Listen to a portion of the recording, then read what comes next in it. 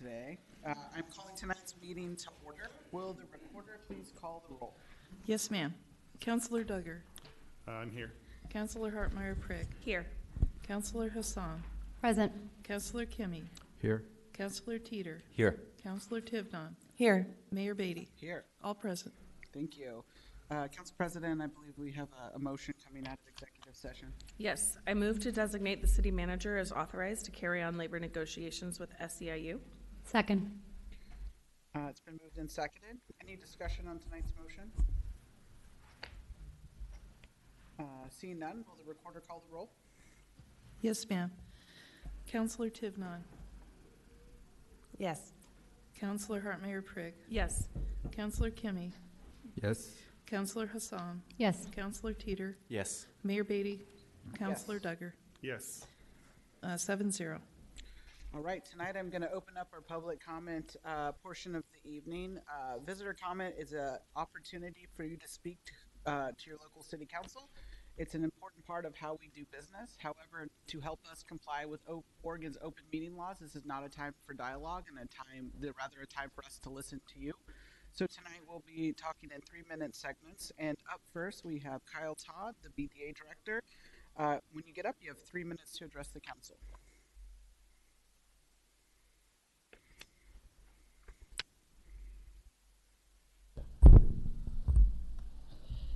Good evening, everyone. I'm submitting testimony today on behalf of the Beaverton Downtown Association in support of the continuation of the First Street Dining Commons. What started as an innovative approach by the city of Beaverton to address the needs of the community and small businesses during the pandemic has evolved to become an integral part of the community.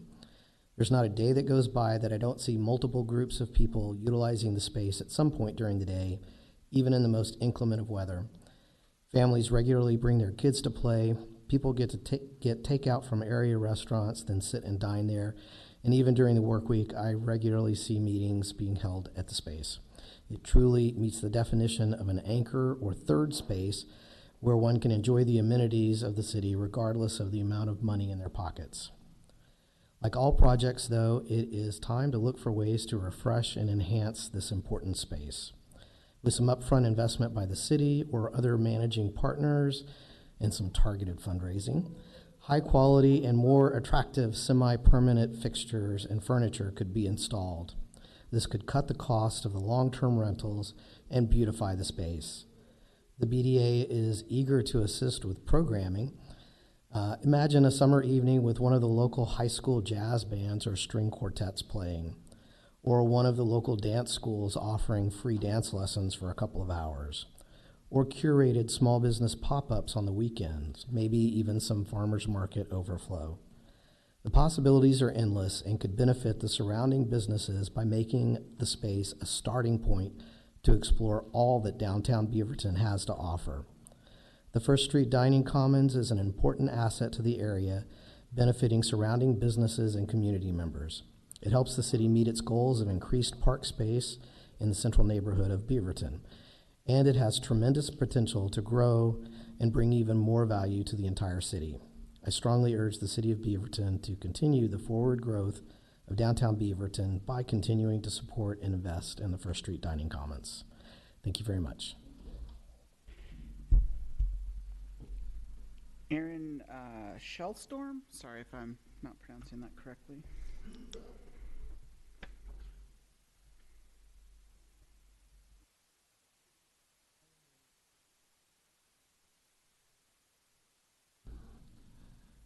Good evening. My name is Aaron Sahlstrom. I've been a resident of Beaverton for just over 20 years, and I'm here today to talk about my experiences with First Street Commons. I had the opportunity to work and live in Europe for a few years early in my career, and one thing I noticed was that every city, town, and village had a place set aside for people, places to eat, places to dine and congregate and get to know their community. When I moved back and moved to Beaverton, I moved here to be close to the freeways so that if I had a job downtown Portland, it would be easy to get there. I was embarrassed to say I was from Beaverton. It was a food desert. I would say I was from the west side of Portland. And all of that has changed over the years, and especially in the last few years. I'm now glad to say I'm from Beaverton. If I say, hey, I'm going to meet with someone, I say, let's go meet at the First Street Commons. Everyone now knows where that is.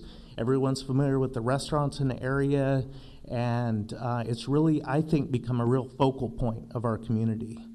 So I'm here to say that I would encourage the city to continue to invest in this space. There's a lot that could be done to make this more pretty, maybe some landscaping, maybe some things like that. We don't need more places to park and drive our cars. We need places to get to know our neighbors and our community. Thank you for your time. Thanks, Aaron, and I'm glad you ended with you're glad to live here. Thought that was going a little south for a minute, so I appreciate that. Let's get the Beaverton Area Chamber of Commerce champion, Alicia. Do you have walk-on music? I'm just kidding. 3 minutes.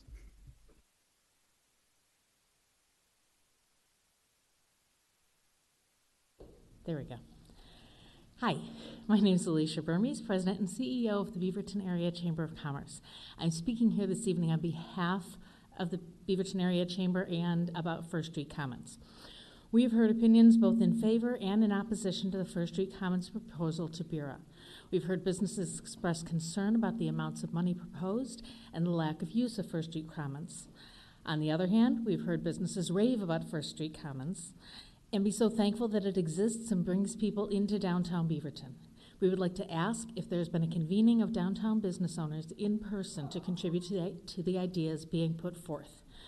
We've heard about the survey, but not an open meeting with business owners. We'd like to ask council to direct staff to hold such a meeting. We would also like to offer our help in convening and or communicating to downtown businesses. We would suggest that business owners with varying opinions be sought out, asked to brainstorm and contribute to ideas so that a reasonable compromise in which all have agency can be reached. We believe that the business owners are most affected by First Street Commons and should be included during the development stage of a plan. Thanks. Thank you. Travis Henry.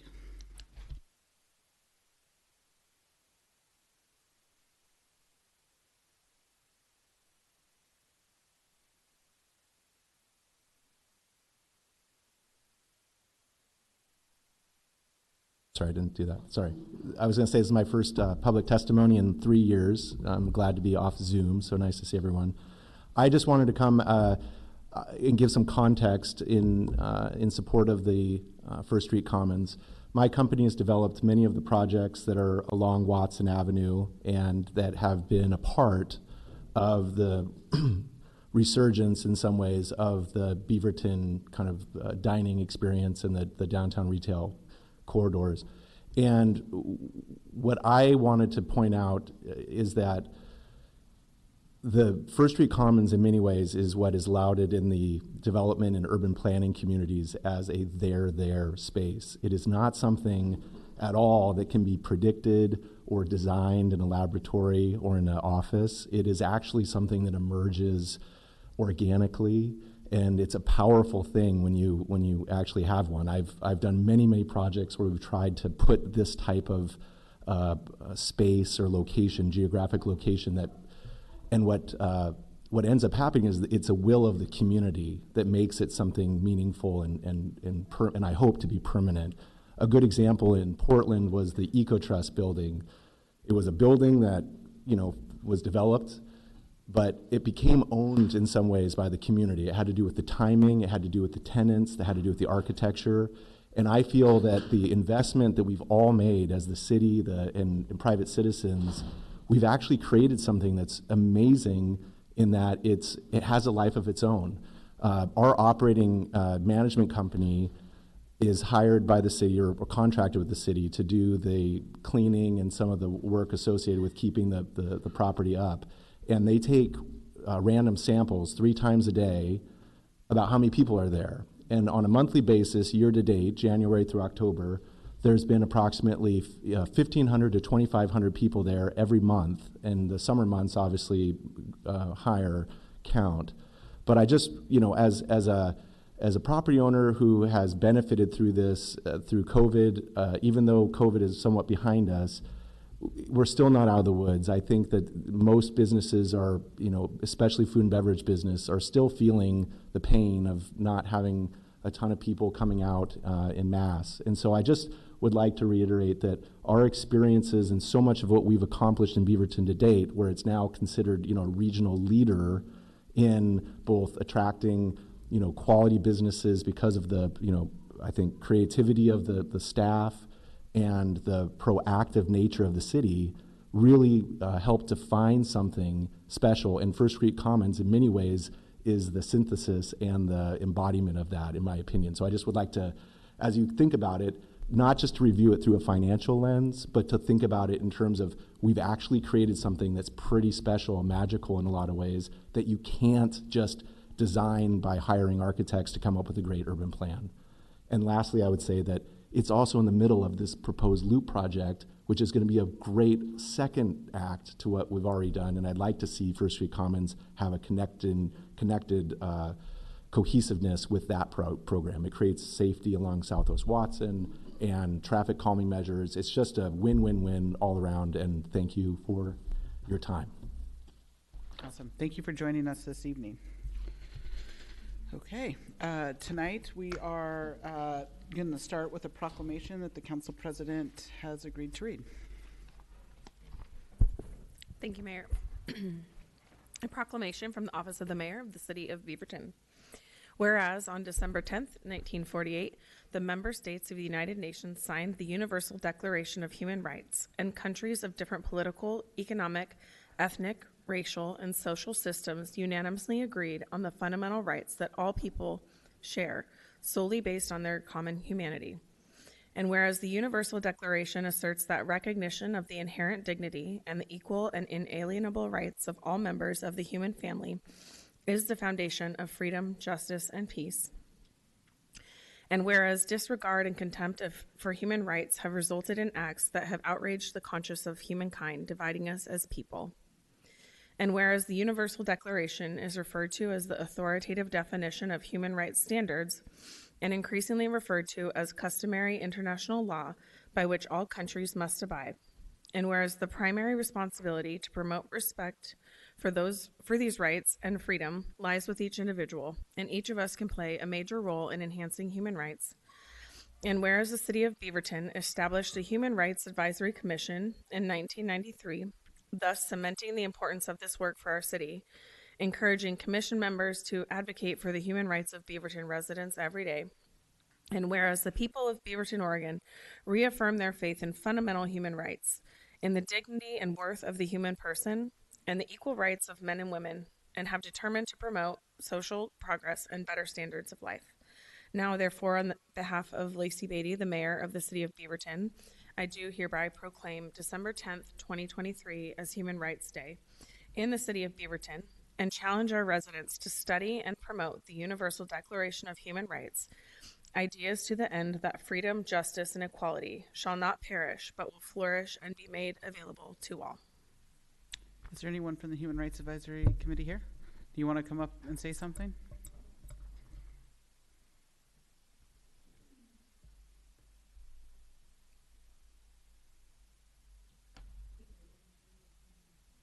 No, they're all. Hey, listen, they're always welcome here. It's more lively with them. I appreciate you bringing them, actually. Thank you. Thank you. Good evening, Mayor, City Council, City Manager, and Beaverton community members. My name is Abdi Pacheco Williams, and I serve as Chair of the City of Beaverton Human Rights Advisory Commission. On behalf of HRAC, thank you for acknowledging Human Rights Day in Beaverton. I'm incredibly grateful that our city continues to have a commission focused on human rights. Based on my research, it isn't as common as it should be across local governments in the country. HRAC was founded following an act of hate in our city when a cross was burned in a resident's front yard.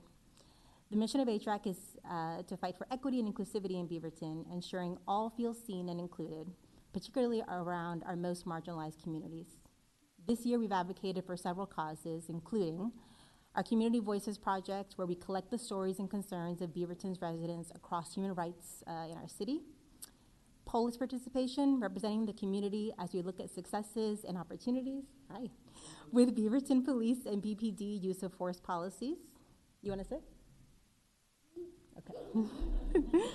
Representation in the Beaverton Housing Technical Advisory Group, advocating for the school districts and the city YSO IGA, and public statements to the city covering an ask for transparency in council representation and agendas, advocating for the role of council liaisons on boards and commissions, call for changes in the city and BSD IGA for our YSO program, water rate increases and the impact on community members in need, call for support of human rights and ceasefire following the October 7th attack on Israelis and ongoing genocide of Gaza, where the human rights violations of thousands of men, women, and children up to and including death have been felt right here in our city by community members. Our mission is incredibly important, and while there is much more we can do, I'm so proud of our accomplishments thus far. We look forward to the continued support and collaboration from city leaders as we continue to shape our city for generations to come. Thank you. Yeah, let's do it. We'll leave them outside.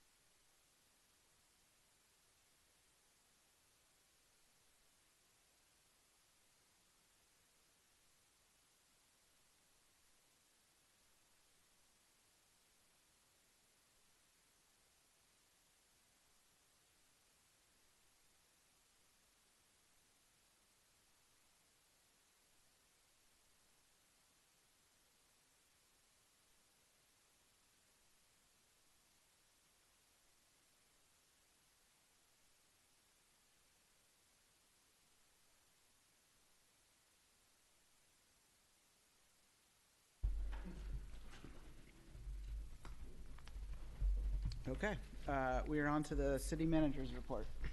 All right, well, thank you, Mayor and Council. I have a few slides and 5 updates that I'd like to provide you. This is kind of the start of a monthly update from your city manager. The first item, if we can have the next slide. There we go. We wanted to make sure that you're aware we have winter resources available. Many of the community members are always asking for what type of programs and resources are available for our unhoused. And so we do have a number of things listed at beavertonoregon.gov/community services that has all of our services listed, including our temporary shelter on 5th Street, which is now open, and that is the community center. Next slide.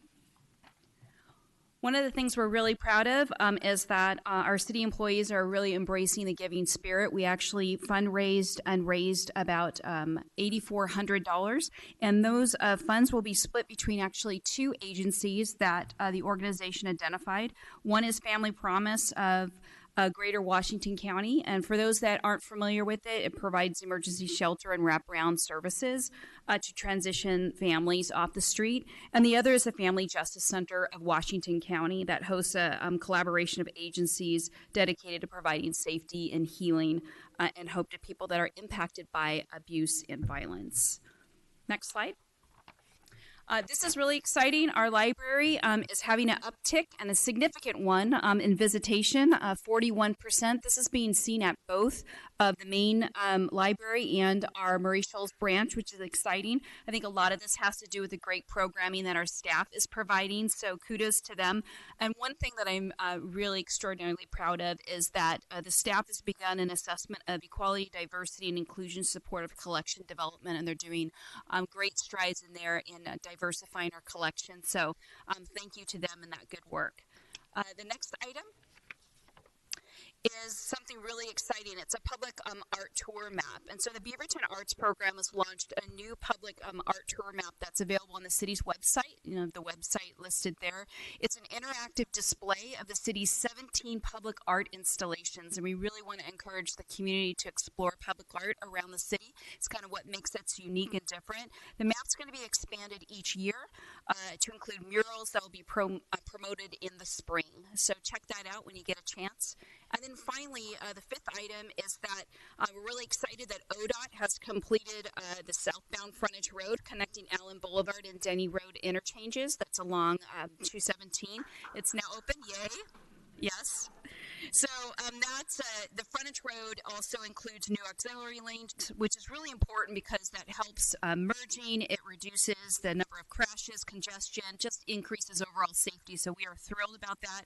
And for those that are interested in how that works, it's really similar to the frontage road to the north connecting Canyon Road and Beaverton Hillsdale Highway.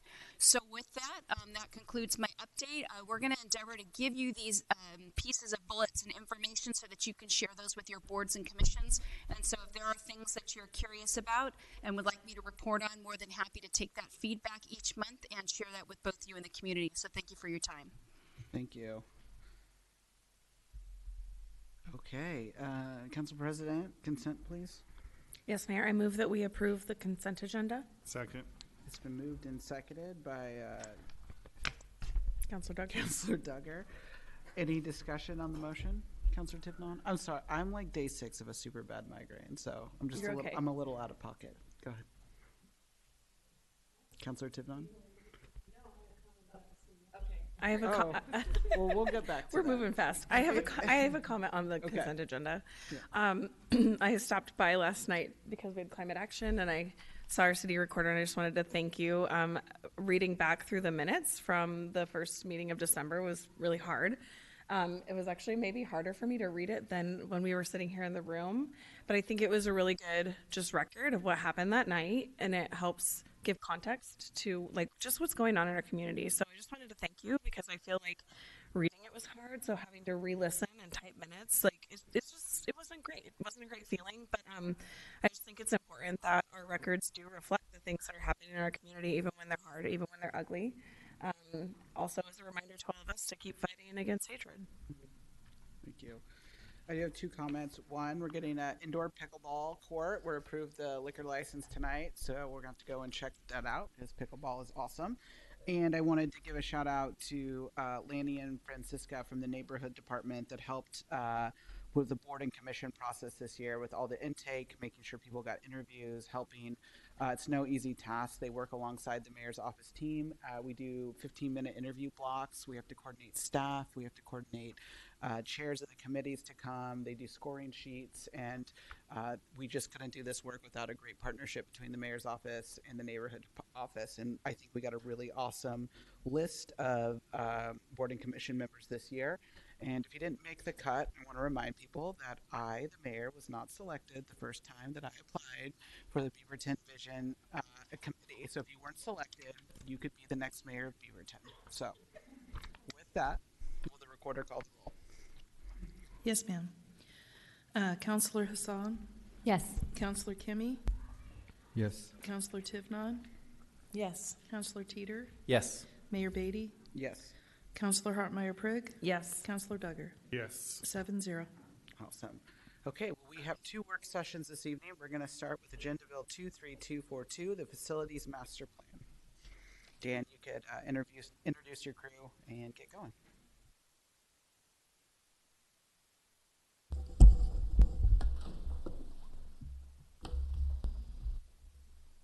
Okay, good evening, Mayor and Council. Dan Weinheimer, Assistant City Manager. This item has been before you a few times, the Facility Master Plan. Just as brief reminder, I guess, in January we talked about highlights and takeaways from some of the on-site work that our consultant team had done, and some takeaways from the staff visioning workshops that were conducted. September, we talked about alternative analysis and had a good conversation about all manner of things facility related. Tonight, we're going to talk about kind of the overall draft recommendations and spend some time on some of those things. And so want to hand it off to Julie and Cecilia from Makers, and Travis, who's anchoring the other end of the table with our facilities team. Thank you. Thank you so much, Dan. Happy to be here. We had a very interesting and informative discussion with council in early September.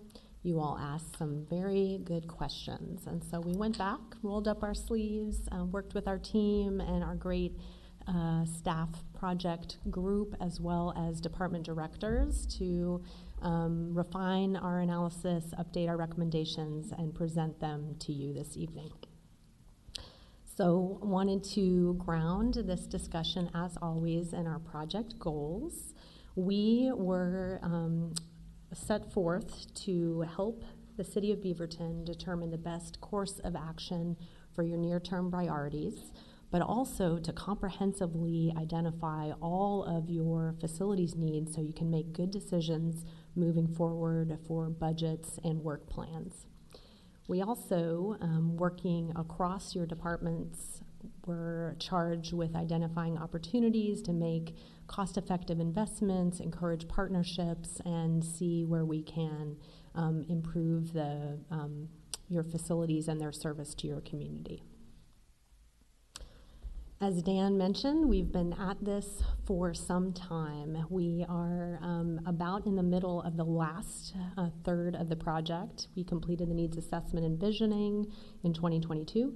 I've been working this year to develop and evaluate and cost and then refine a number of different solutions to address your issues, and then are here today to present our draft recommendations, both in terms of near-term actions as well as long-term strategies. So, in summary, our goals today are to review the costs and the refinements in the recommendations we made related to Public Works operations and the Griffith. Those are two complex key facilities decisions that we've been working on.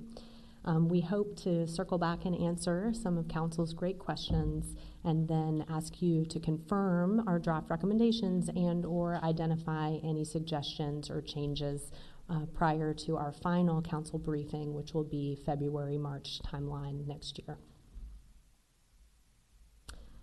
A couple more grounding slides before we get into the details here. You may recall that there are two key facilities decisions. The first is how to best meet your operational needs of your Public Works operation and all the services they provide to your community. And your second is to try to determine once and for all, should the city continue to invest in the Griffith building, or is there a better, more cost-effective, long-term approach for the uses that currently reside there?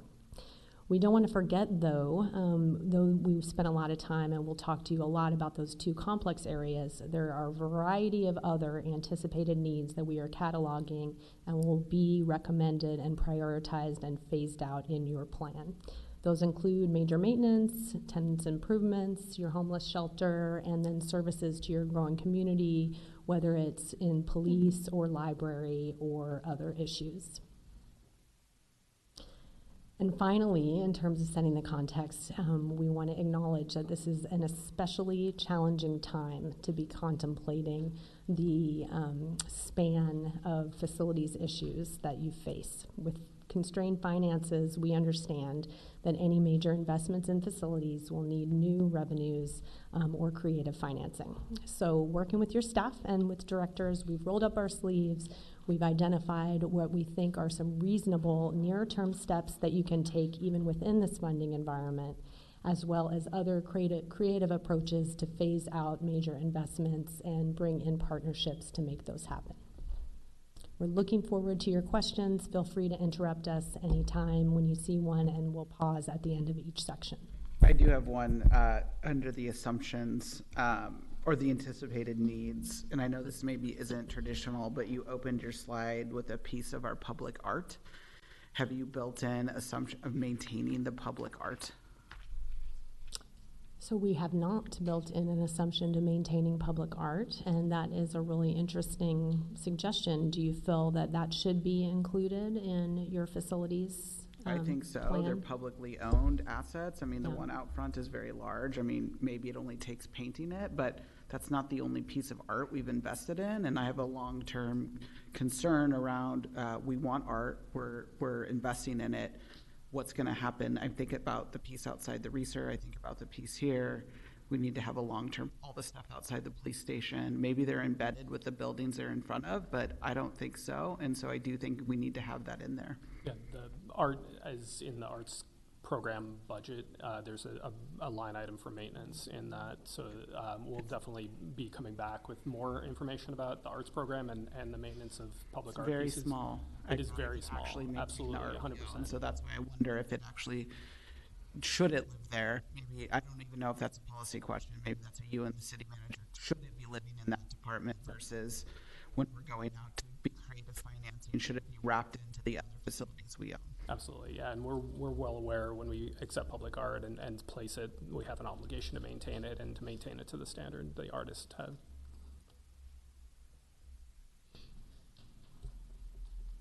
Okay, starting with Public Works operations. Really quick recap of the conditions there. So Public Works operations facilities are undersized. They house and support about a quarter of the city's staff. Undersized and dated inadequate for today's operations and emergency response. And water, storm, and sewer in particular are the most urgent needs. Over the long term, we project about 2 additional acres over what the city already owns will be needed. That could be yard area or an existing warehouse acquisition if you can find one. There aren't a ton of opportunities, but the functions that are all currently concentrated at the Operations Center are open to relocating to different sites wherever there is space. The 160th yard is currently lay-down limited storage and is only about 50% utilized. And it's approximately the same area as your existing operations center. So that's a great redevelopment opportunity to meet some of your operations needs. In the long term, a fleet satellite near the Public Safety Center was also identified as an opportunity to reduce space constraints at your existing operations center and provide better, more efficient service to the substantial portion of fleet that are headquartered out of the Public Safety Center. When we were here in September, the recommendations that we presented, just as a refresher, is to, as a first step priority, is to build out a water storm satellite at 160th yard. It addresses your most urgent needs on property you already own, and it creates some breathing room at the Operations Center for the functions that remain there. So even with no additional investment at the Operations Center, you're improving conditions for the functions that are back there.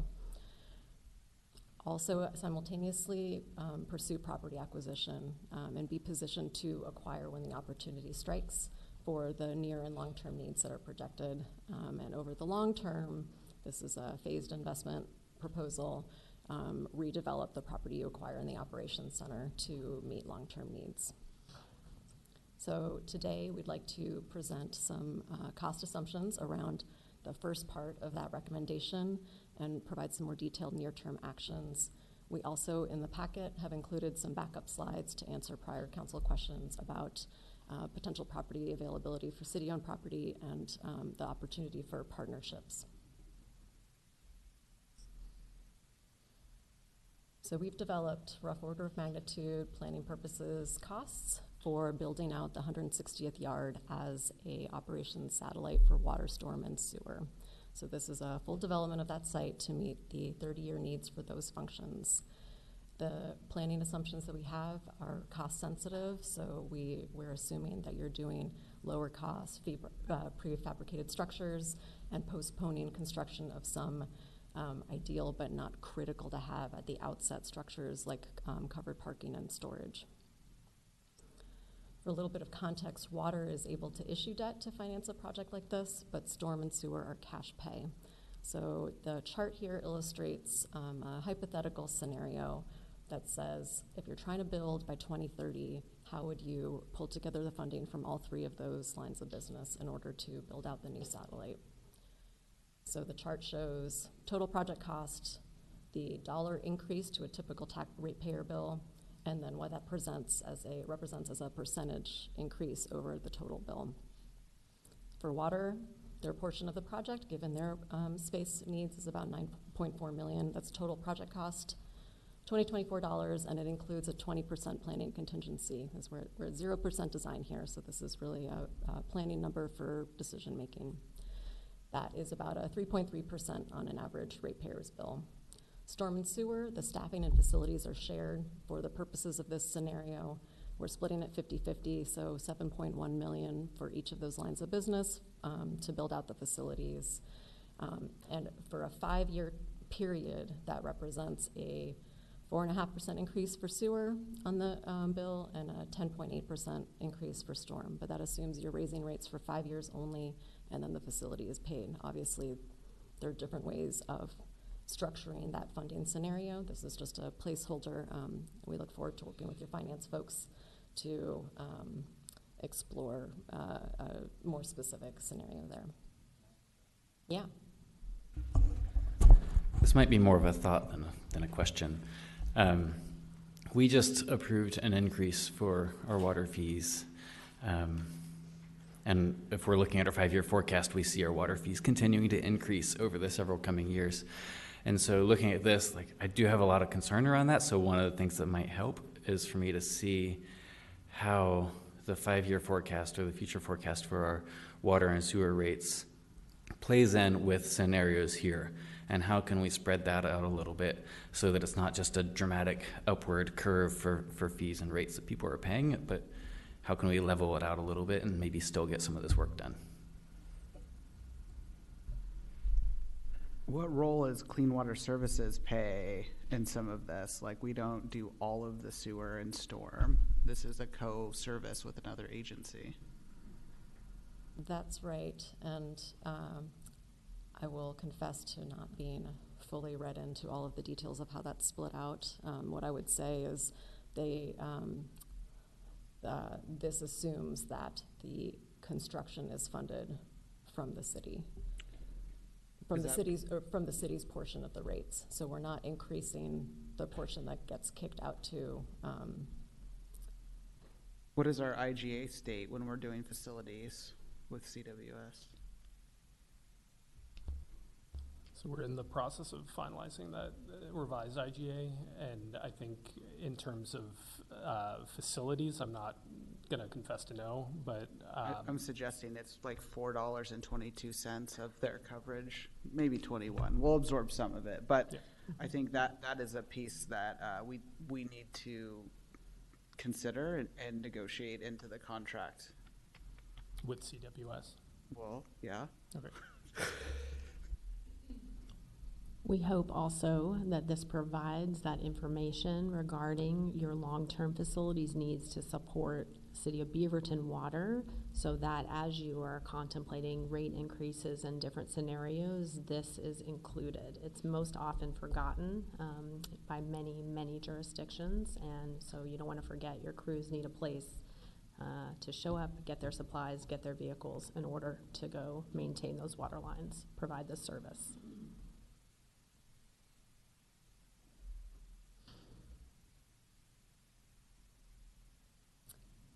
Near-term priorities for implementing this recommendation. We have a suggested timeline here to prioritize building out that satellite in the 2024-2030 timeframe. So the action items there really are to develop a site master plan and refine those cost estimates and your funding strategy, considering impacts to ratepayers, considering your agreements with your partners in delivering these services, and then moving forward with design and construction as funding allows. We've made some assumptions about how construction might be phased out over time. There are multiple ways to crack that nut, so to speak. So there are opportunities to further spread out the spending in order to build out that yard. Fundamentally, Beaverton's in a great position to own 4 acres that they have expansion capability. We have lots of clients who would be happy to have that in their pocket. Pursue property acquisition and consider leasing opportunities when they prop up, especially if you're constrained for capital. Leasing in the short term or even as an extended strategy is definitely worth considering if you are able to locate a warehouse or industrial property that meets the needs of your operations. Over the long term, depending on how successful you are with property acquisition, there is still investment that will be needed at the operations center. Those facilities are still, they don't have 55 years ahead of them, so there will be investment needed over the long term. There are some near-term priorities, but don't lose sight of the long term. Part of that would be completing the build-out at 160th and the fleet satellite construction near Public Safety Center if you're able to find property near there. any questions about those recommendations before we move on. Yeah. Excuse me. I have a couple questions. So I'm actually going back a couple slides where you were showing the operations overview for Public Works. And it's talking about, so at the operations center, that 2+ additional acres are needed there, but that 1/60th is underutilized. So is 1/60th being proposed as like a storage, like we just would move certain storage things there? 2 additional acres total are needed in the Public Works portfolio, in addition to the space you have at the Operations Center and 160th. Okay. Currently, 160th, about half of it is used as a storage yard, and what we're proposing, the recommendation, is to fully build it out as a second Operations Center for water, storm, and sewer. So you would have crew support spaces, you'd have your fleet and materials all staged out there, and they would move out of the Operations Center. Okay, thank you for the clarification. Tim, I'd like to go on a tour with you of your facilities. Please. Because I'm having a hard time just kind of conceptualizing. My other question is then, we can go back to the slide that you were on. It's actually more of a question maybe for Dan and Jenny, is like looking at the near-term priorities, do we have staff capacity time to be, these are big projects I would assume for us to be working on, and I'm kind of curious if it's realistic for us as a city to commit to our near-term priorities. I think it's a question of priorities, right? Of is this the highest use of staff time? And I think the space issues that we're experiencing at Public Works operations are extreme at the moment. We've had to lease additional parking for staff that are current staff, and so any growth, you're going to continue to need additional space. I think that may bump it up in priority of how we'd spend time, but we'd have to, as we go into budgeting and all those kinds of strategic opportunities, have to think about how we're going to utilize the staff and financial resources we have. Okay, thank you.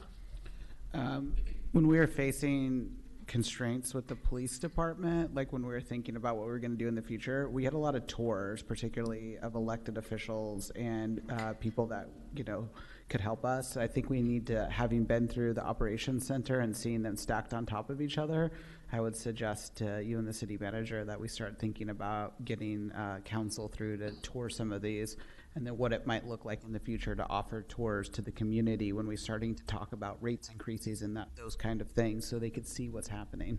Happy to do that. It's a great idea. On to Griffith. The facility is somewhat underutilized. It's not fully occupied today, and it's not working well for its current users.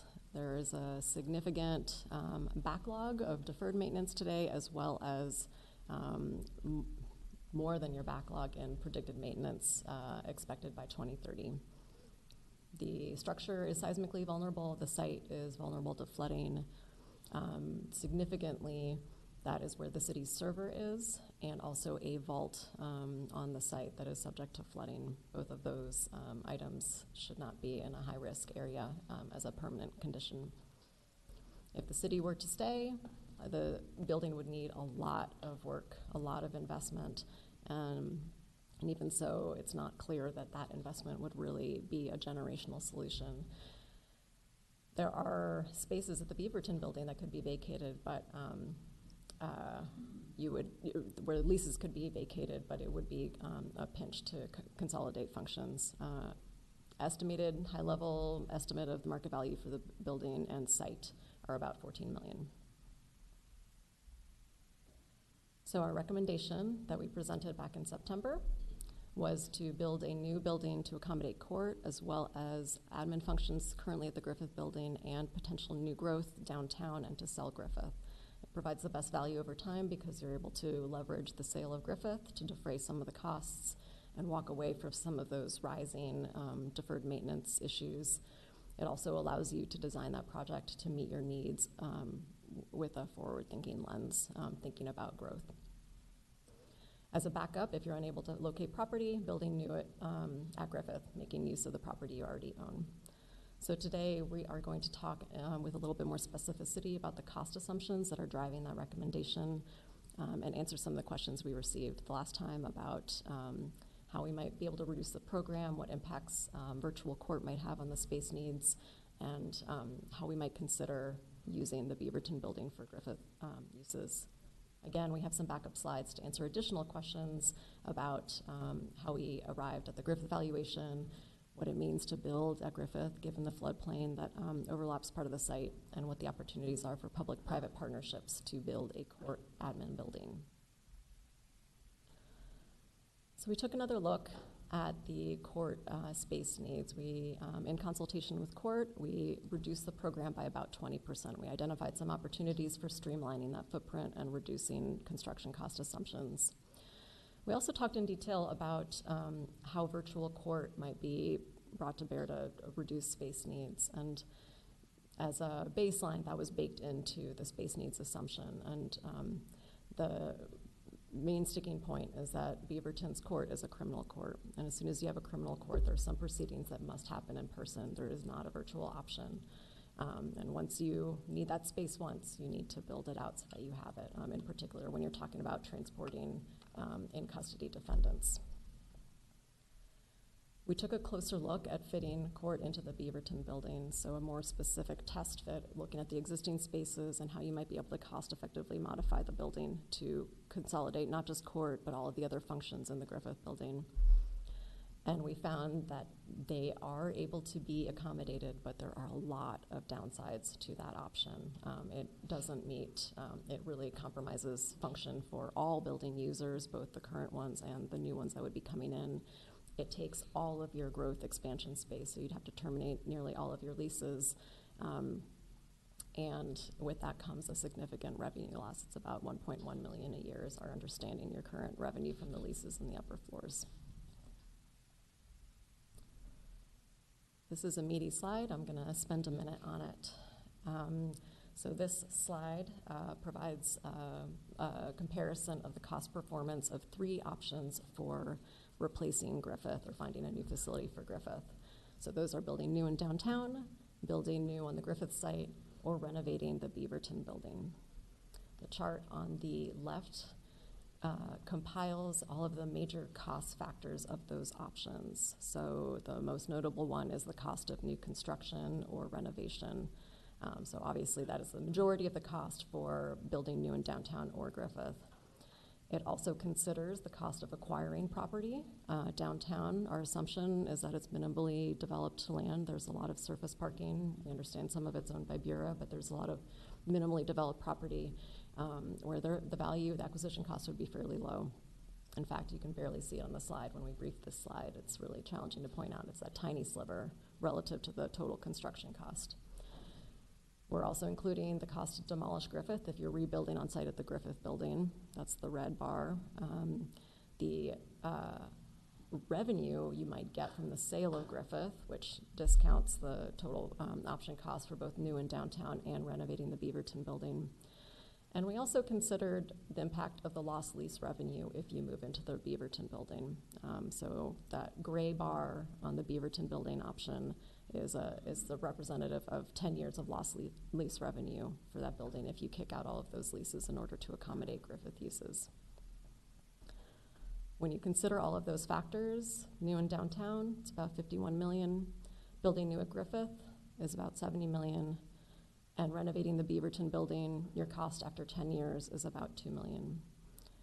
We maintain that building new in downtown is the best value. It gives you a generational 55-year plus facility.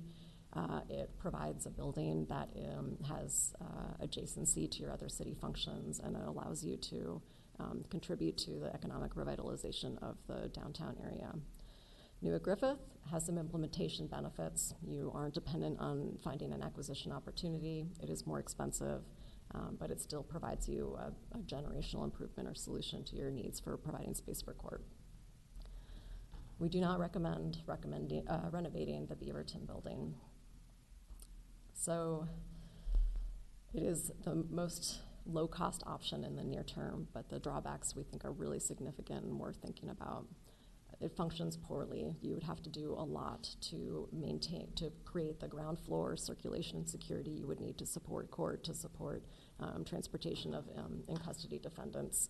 and it really only provides about 60% of court space needs as dedicated space. It relies heavily on shared use of the spaces that would be used for courtrooms, of the public lobby space, and the first floor meeting room. It also is likely to prove to be a fairly short-term solution, given the projected growth needs of all of the other functions in the Beaverton building. It's a fair amount of work to get everybody to fit in here, and as your other functions are growing, you suddenly don't have lease space to flex into. So after about 10 years, you're likely to be in a similar position of trying to find more space to accommodate the needs that you have. Griffith building, though it has its challenges and it is not a free option, there's a likely scenario where you would be able to get that same usable life out of that building without all the pain of trying to consolidate functions in this building. Renovating the Beaverton building also does not provide a good return on investment when you consider you're losing that lease revenue. It's equivalent to debt service on about a $15 million bond. So you're spending that, but you're not getting the capital in exchange. So there's functional compromises. It's not a long-term solution, and the cost proposition is not strong. Any questions about that? Not necessarily a question, but the county is going through similar issue with court space. They're looking at court space. They're working with the state legislature trying to fund court space. I wonder if there's an opportunity for us to talk with them about a satellite location in Beaverton for a shared use space if we end up going the direction of new construction and we could design it to be multifunction. I think that might be for not criminal cases that have to go to the county jail, but I think that might be a further option for us to look at. That's a great suggestion.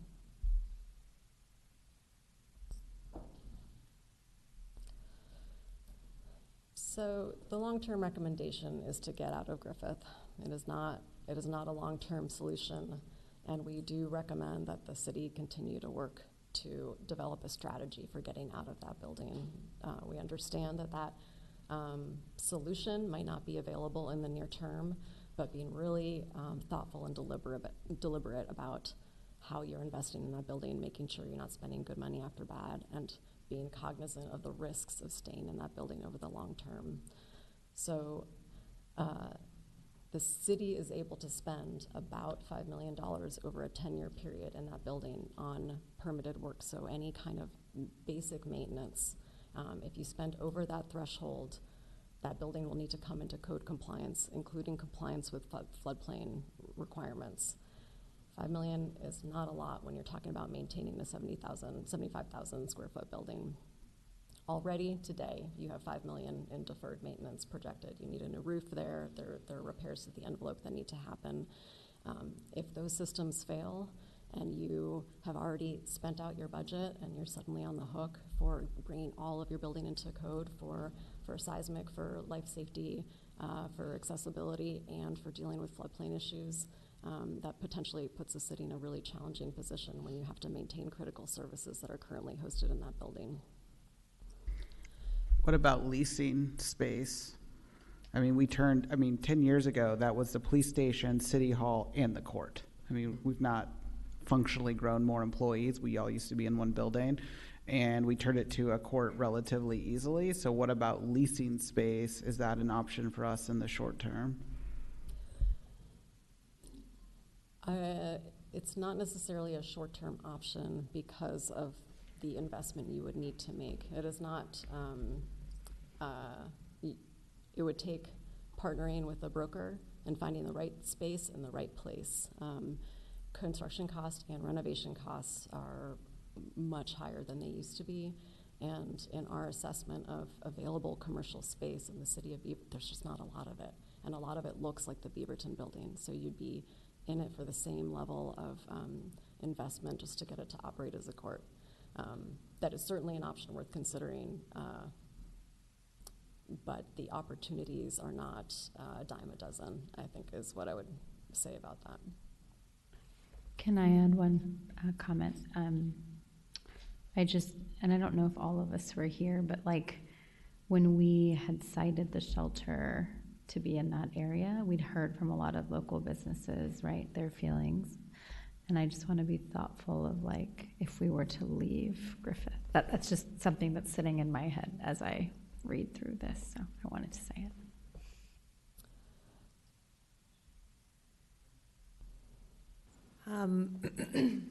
The option of demolishing the building and rebuilding in that spot, if money weren't an option or were no consideration, I think that's what I would be going for. But that being said, the logistics of, would it be like a phased construction to accomplish something like that? Because to, you know, temporarily relocate doesn't seem feasible for the services that are in there. Temporary relocation, if you can do it with a fire station, you can do it with a court. I think I think there are solutions there. The site also is fairly large. There's a lot of surface area, so there is the opportunity to consider siting the new building in a way that doesn't interfere with the footprint of the existing building. There would be operational conflicts for sure. You might have to displace some parking, but the site area is large enough that you could build a replacement building on site before you take the existing one down. Having, you know, at 0% design, right? But it's a four-ish acre site. There's room to make that happen. Okay. What about co-locating with some of our operational needs? That is a 4-acre site. We need 2 acres. The court building can go vertical and take less of a footprint. Oh, and using the remnant of those are 2 functions that typically you don't see next to each other. It's locating light industrial in a commercial area. Design can go a long way to mitigate the impacts, but I think we would need to look more closely at kind of the site circulation and how you want to think about the frontage on the main road.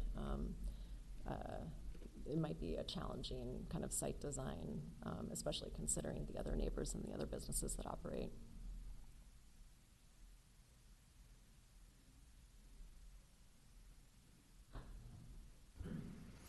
So Dan, this is for you. I've asked variations of this question before. Can Bura buy the Griffith property from the city and then use it as part of its investment portfolio for Bura purposes? I think in a yes-no scenario, I think yes is probably the answer. I think the question is also which of the Bura buckets, you know, when we talked about those the other day in the work session we had about Bura, where does it fit in the investment strategy, and how does it further the goals Bura has and that the voters approved? And so it's probably a yes, but why would and how would that work? And so it's not I think we can get there. It's just a question of that. Yeah. Because I think the other piece is the city would then, I think, and I'd have to check with my attorney here, but would have to purchase that at market value from Bura because of the need to have tax increment and be level there. But I don't think our partners would be very happy if we used their tax money to buy our building. Yeah. Yeah. Okay.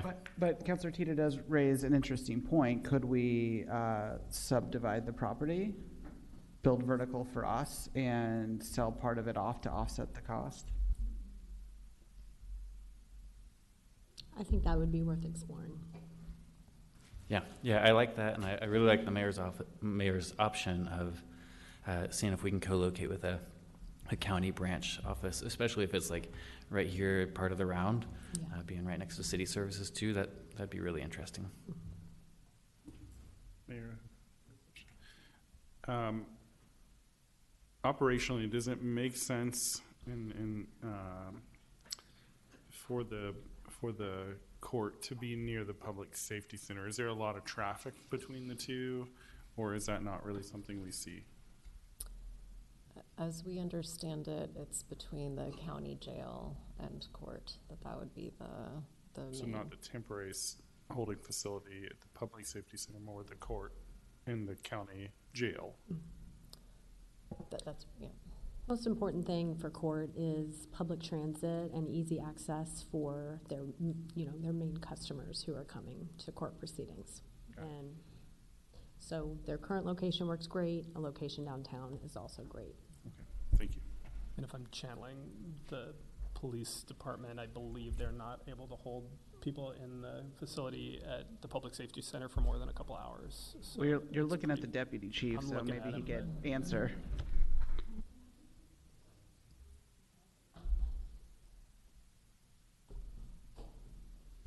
Welcome to the rodeo.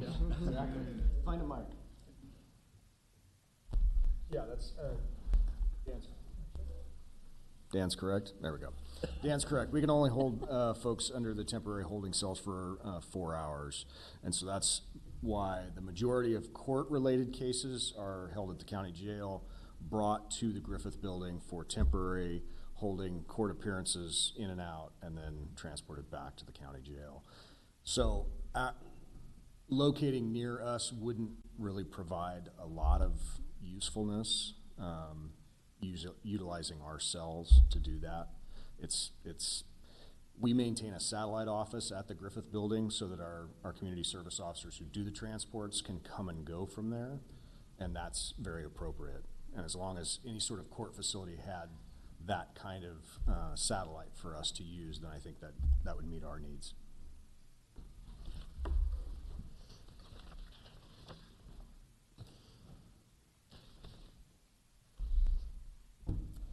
So to recap, long-term investment in Griffith is not recommended. Thinking now about options to get out of it and to avoid throwing good money after bad, plugging holes at that building is advised. Yeah.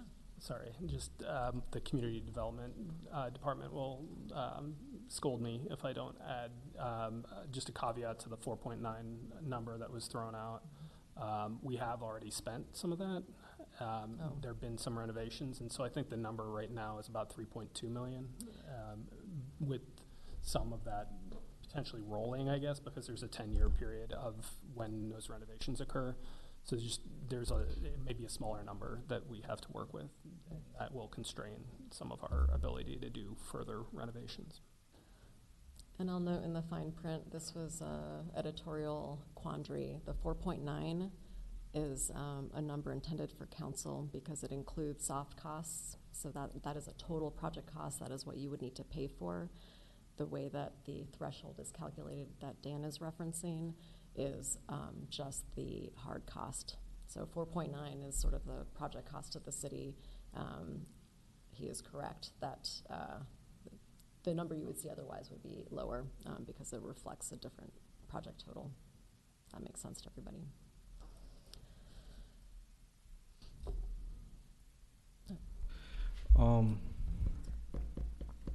Is the building that we are in? Wow. Is this seismically up to code? And are we okay with flood? Build this building. Are you asking, is this building seismically upgraded or is it up to code? Up to code. Yes, it's up to code. We're in it. Okay. And then flood, we're okay? It is not in a floodplain, no. It's not? Really? No. Oh, okay. Do we even have land to even build a new building in downtown Beaverton? No. No. So I'm thinking about how we're going to make this happen. Is that you're recommending that we should not renovate, pour more money into Griffith building, but what we need to move is court and our IT, right? So we just need a building that we can move court and IT.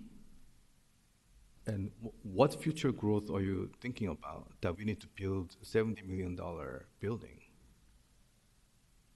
Part of that is just the reality of the cost of construction today.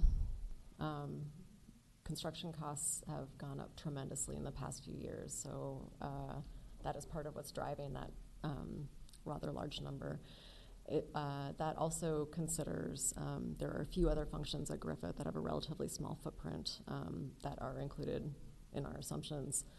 When we talk about space and growth, it also impacts the Beaverton building because there are functions here. Engineering is totally out of room, and that's what the next slide is about.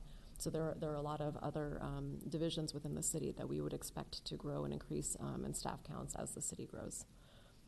So that new facility, that 70 million, that is tied to, you're correct, just IT and court.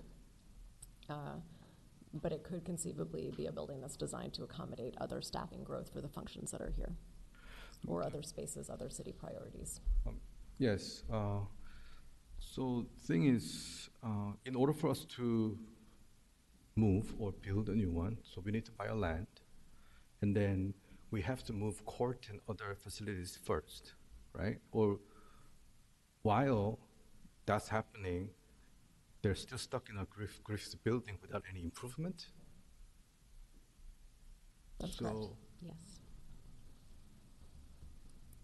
In my realistic opinion, when can we buy the land in downtown Beaverton that we could move? When are we going to have money to build? Which I think is going to be far in the future. While we are not renovating the Griffiths building, I don't think that's an option. So in realistic number, in my opinion, is that we kind of have to renovate the Griffiths building for them to stay there safely. And if we don't, then I don't think there's going to be any buyer in the future. Decade or 20 years down the road, if you don't renovate it. So in realistic number, I mean, you're talking about if you're sitting on $50 to $60 million, oh yeah, let's move, right? Well, we have no money, so we kind of have to. We're stuck with Griffith, no matter what, in my opinion. So we kind of have to renovate it, upgrade it, so we can use until we somehow secure the money to identify the land to buy and build. And we need a temporary court and other facilities while we are building. So it's kind of overwhelming for me to think about moving because we just don't have money.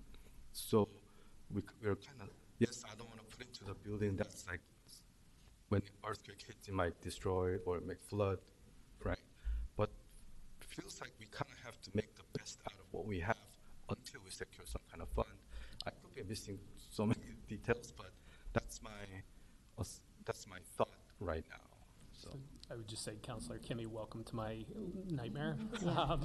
You know, I think that's why we're here, right? Is we want to bring forward options and we want to foment a little bit of the decision making now that we can implement over the next few years. I think what we're presenting is this idea that we've got some years, maybe not robust investment in the Griffith building, but we've got some years, but we need to make a plan now so that we can actually be ready with financing and land and all the things to do the work to prepare for that next phase. So we're here at a right time, but it does scare people. Yeah. You know, and you start to contemplate it all. There's a lot to unpack.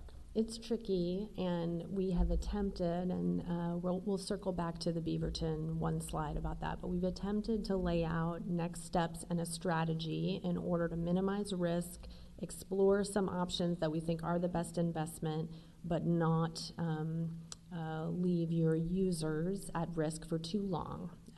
So.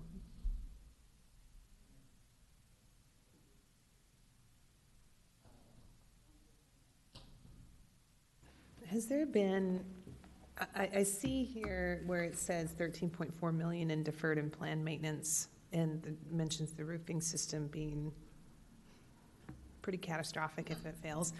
Has there been like fenestration, like investigation of the systems that are in there, leak detection? Has anyone been in to inspect the roof and give us estimates on repairs? You're all smiling at each other, so I can't wait to hear the answer.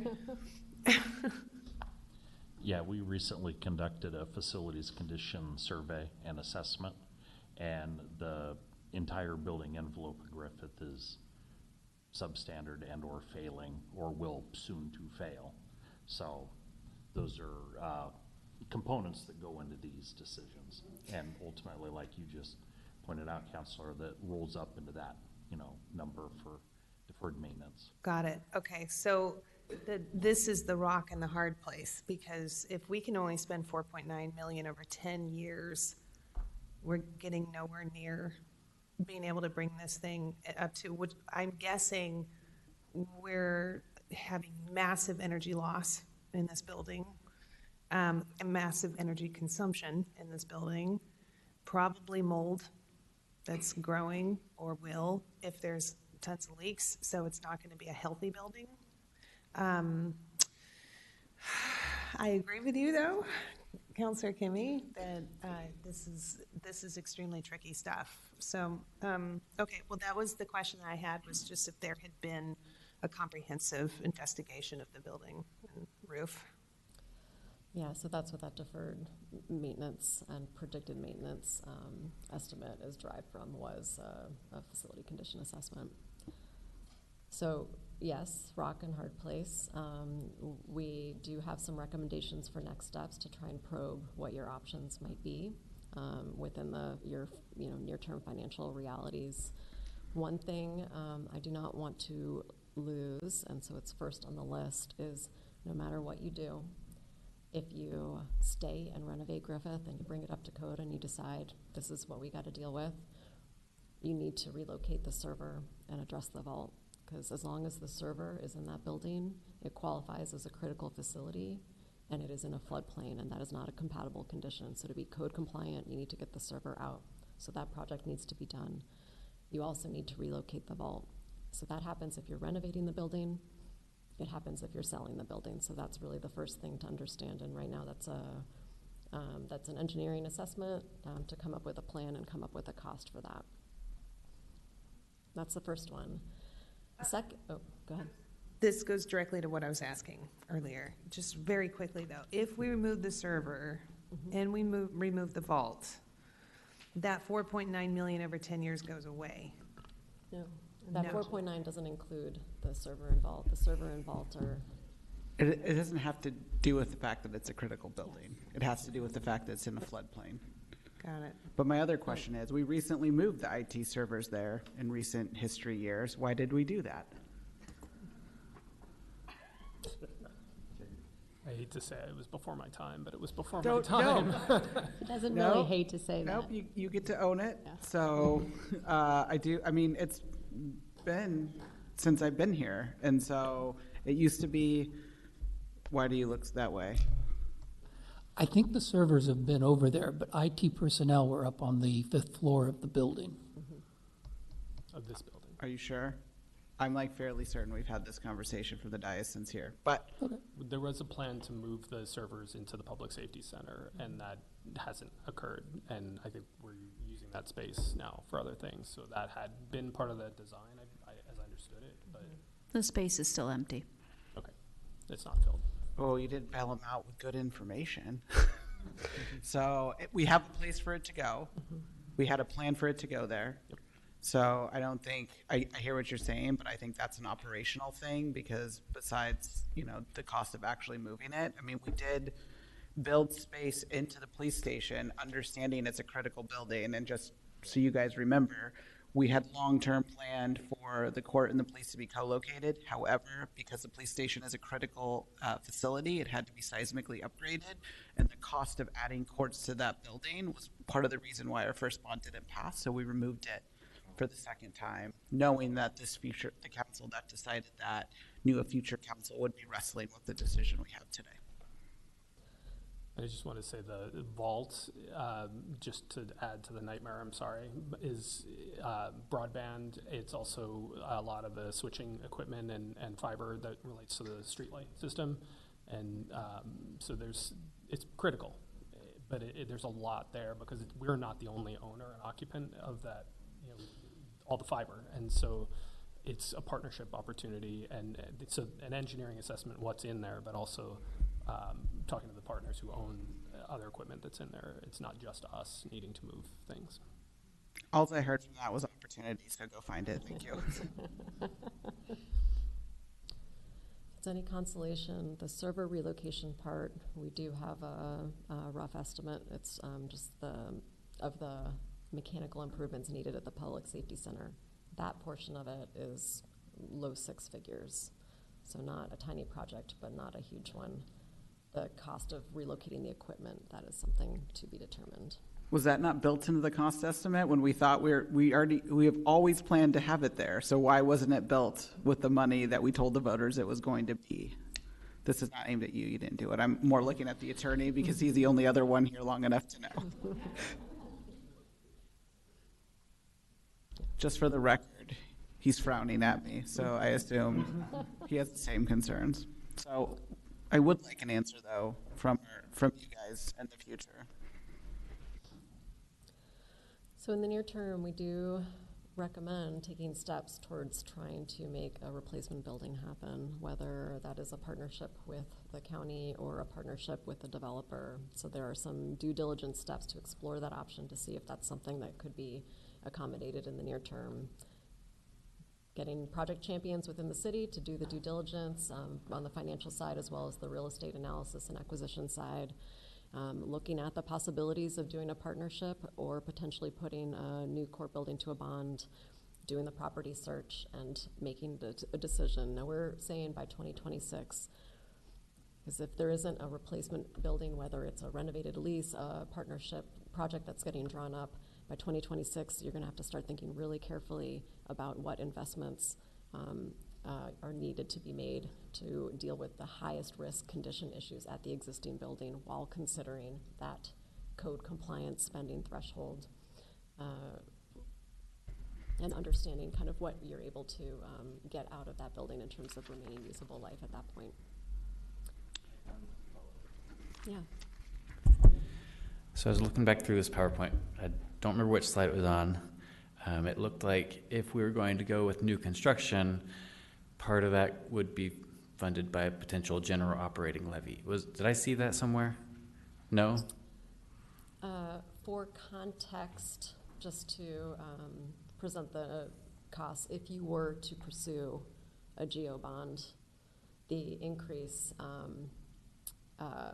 per thousand assessed value for a new and downtown option would be 36 cents. I think this is the slide you're referring to. Yes. Yeah. So if you were to put it to a bond, this hypothetical example, if you were to put it to a bond, that would be the impact to the tax rate. Okay. The alternative strategy would be pursuing, or an alternative strategy would be to not pursue a bond and to pursue a public-private partnership where you would use a developer to help finance the project. So the city is still on the hook for debt service out of your operating budget, but you're not paying all the capital up front and you're not going to a vote. Okay, thank you. And if you do that downtown, you'd have whatever revenue from the sale to contribute to the first few years. Excuse me. So Right. yeah. So the 14 million for the sale, is that land and building, or is that just land? Land and building. About half of that, let's say, is in the land. Okay. Okay, I just feel like, I think the property is very desirable. I don't think the building is very desirable. So some context for that, based on a limited amount of comparable sales, there is a backup slide that shows how we came up with that value. We don't have this listed in near-term actions here, but I would recommend an appraisal. It's a small investment. You really need to know what your asset's worth there. So that would be another near-term action to really get a better feel for how this would be valued in the marketplace. Okay, great.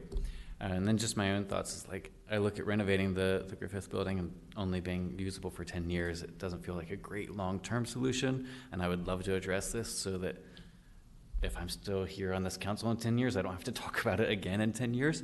I would love to address it for a very long time. That does have some very hard financial implications and considerations for us, though. So I really like the creative approaches you all had in the back regarding the partnership and public-private partnership options. And those felt like good backup options if we're not able to figure out the funding in other ways. Can you remind me how many square feet we're looking for?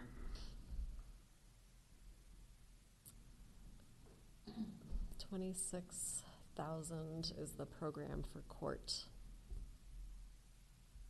I am blanking on IT's footprint, I apologize.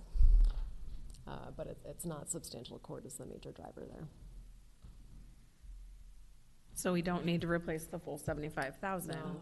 Okay. And that's part of the challenge, right? Is that when you're maintaining a whole, You're Yep. replacing a roof for the full building, you're dealing with the envelope for the full building, and you don't even need the full building. Okay. So that's sort of insult to injury on the cost of renovating that place. I have a question, and no one look into this as like my policy preference. Have we looked at what we're obligated by state statute as far as a court? Like what are the minimum functions that we need to have? Are there any, and like what are we actually obligated versus what is nice to have versus, you know, when we think of our needs analysis, that 26,000 square feet or whatever, is that current state? Is that, you know, are we obligated to have a court? Well, you know, the answer to that is no. However, there is opportunity, right? Like our police will have to drive, all of our residents will have to go to Washington County, and they'll have to absorb our entire court function. And so we have an operating agreement with them that we can't simply just say, boom, we're out. But we could, but it would still be absorbed by Beaverton taxpayers because they would have to come in and do the same thing. So whether you pay it in your county tax bill or through the city bill, like that function will exist for Beaverton residents. The downside is we lose complete control of things that we value, DUI court, mental health court, all that stuff. So Beaverton residents will still get a court, but the county commission will decide how it operates, and they will tax us to do it. In terms of our space needs assessment, we are assuming virtual court and an efficient approach to accommodating the uses. So we sharpened our pencils after meeting with you last time to do what we could to reduce the space. And then the kind of follow-up, are you aware of any, and I can't remember if we asked this last time, so I apologize. We think about multiple government agencies here, not just the county, but the Parks District, the school district, you know, our residents are served by a bunch of government agencies. Mm-hmm. Have we ever seen any court mixed with non-municipal or non-county agencies, like in a building? Maybe is there like I know it's weird, but like a recreation / courthouse or like a school admin building / should we approach not just the county, but like multiple layers? I mean, think about, well, sex offender registration. There are some things that we might not want to co-locate there. Sure. But school being one of them. Okay. Yeah. But an admin building is what I was thinking. Like, is it BST or, I mean, have you guys seen anything that's non-municipal or non-county partner with like a court function in one building? I've seen it combined with police. I've seen it combined with City Hall. So municipal. Municipal. That's not comprehensive, and I feel sure that a reasonable mixed-use scenario, you'd have to be careful. There'd have to be security, and they'd have to be appropriate uses. Sure. But I think there would be the potential to have other uses, especially office space. Because I would be interested in kind of exploring that a little more in order to get the cost down or share some of the costs. You should take a weekend trip and go see the county courthouse where it's located in downtown Hillsborough, like to get a good vibe. There are things that go on around it, like it's in a very populated area. Another reason we thought testing the market of a public-private partnership would be interesting, because they'd have an anchor tenant, if you will, with a large civic use. You could add city offices, and then they could add whatever other opportunities they felt there was demand for that were appropriate. And that's especially relevant downtown. That's why another reason we like the downtown option, in addition to the seamless phasing. You don't need a temporary site for court if you're building a new building and can just phase it in. So. Do you think that's realistic, given how much it costs to get loans out right now, that we could realistically find a public partnership with interest rates being what they are? I mean, is that? Yeah, I think this is a especially challenging time. So right this very minute, I don't think it's realistic. We have heard that there's a lot of challenge with financing, banks loaning based on interest rate and risk assessment. I think we're going to have to wait and see how it plays out over the next several years. The idea would be to explore this with your development community, figure out, are they interested? What would the terms be? Is that advantageous? Are there other civic goals that could be met with a project like that? And then if it's not coming together by 2025, other option. Or like you said, that's maybe your backup plan after you figure out, can you finance this on your own? Just in case you guys wanted the easy road out, I don't think it's an option. Please go on. Sorry, one thing I wanted to add. I do want to amplify what you said at the beginning. I'm not saying yes, no municipal court, but if there are creative ways for us to think about, like, what are the things that we provide and what does that look like with the county? Like, I don't want to let that die, or at least give it some life to see if there's something there in terms of, like, we provide these 2 courts, and so we need something for that, and what does it look like? And that could be complex, but just something to be looking into.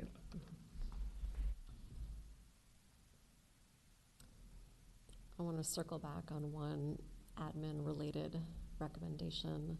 Don't want to forget your functions that are in the Beaverton building. Some are fairly space constrained today. Engineering in particular is very crammed in there. They share a floor with community development that is also at capacity, so there's really not a lot of room to flex on that floor, and there aren't really any easy kind of low-cost restacking opportunities to shuffle departments around to make that work. What we have noticed is that in most cases, cubicles on that floor are individually assigned, and a lot of them are fairly sizable. So there are some opportunities to accommodate the additional staff in those functions on that floor at a fairly low cost and kind of deal with that immediate near-term space constraint there. Just a high-level assessment, if about 50% of the workstations on that floor were converted to being shared between 2 staff on alternating schedules, you would be able to meet your 10-year needs for those functions. You're not squeezing in the conference rooms that are ideally located on that floor by doing that, but you are retaining adjacency of those departments and keeping them all on the same floor. So there's opportunity to explore really low-cost solutions for meeting some of those near-term space constraints through policy solutions, essentially.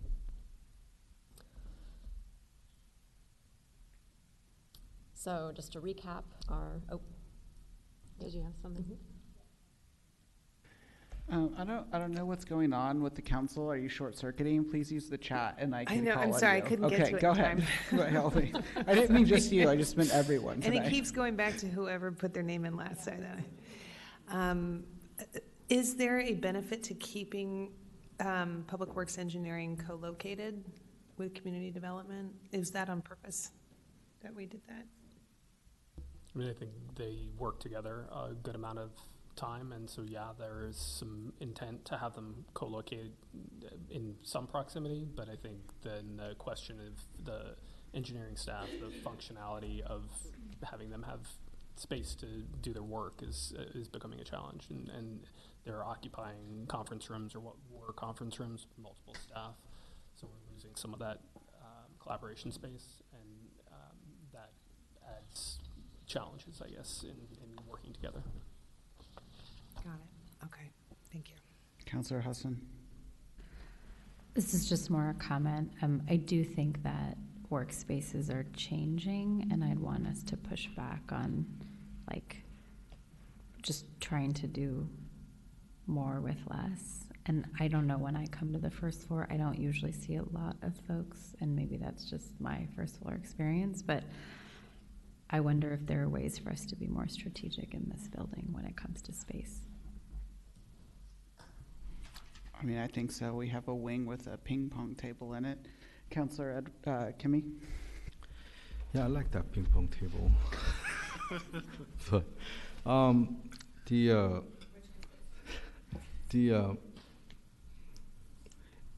do we need all the staff in this building?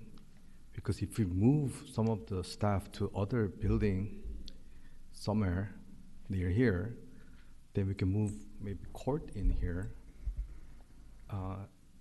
That might be financially feasible, and we don't have to build a new building. I don't know if you ever thought about that. Like, that's like. There has to be a building for them to go to. We don't have that. Right, but then it doesn't have to be a city building. It could be, we can rent the space at empty spaces in Nike or whatever, but I'm just saying it doesn't have to be, it could be just near here. Most of the meetings are done in Zoom anyways, and then they could just come here. for the big gathering, but that's just in my thought, that why do they have to all stay here? And you say the space is limited, then go find the space and get them into that, and then use this as a court. And that's just popped into my head. Yeah. Council member, you might consider that there is substantial space in this building that is leased. So you're earning revenue from those leases. If you have those, if you end those leases, that is what gives you space. That's an easy way to not have to go out and find leased area for your office to accommodate court. But then it has all the downsides that Cecilia was describing earlier, in addition to reducing your operating revenue by over $1 million a year.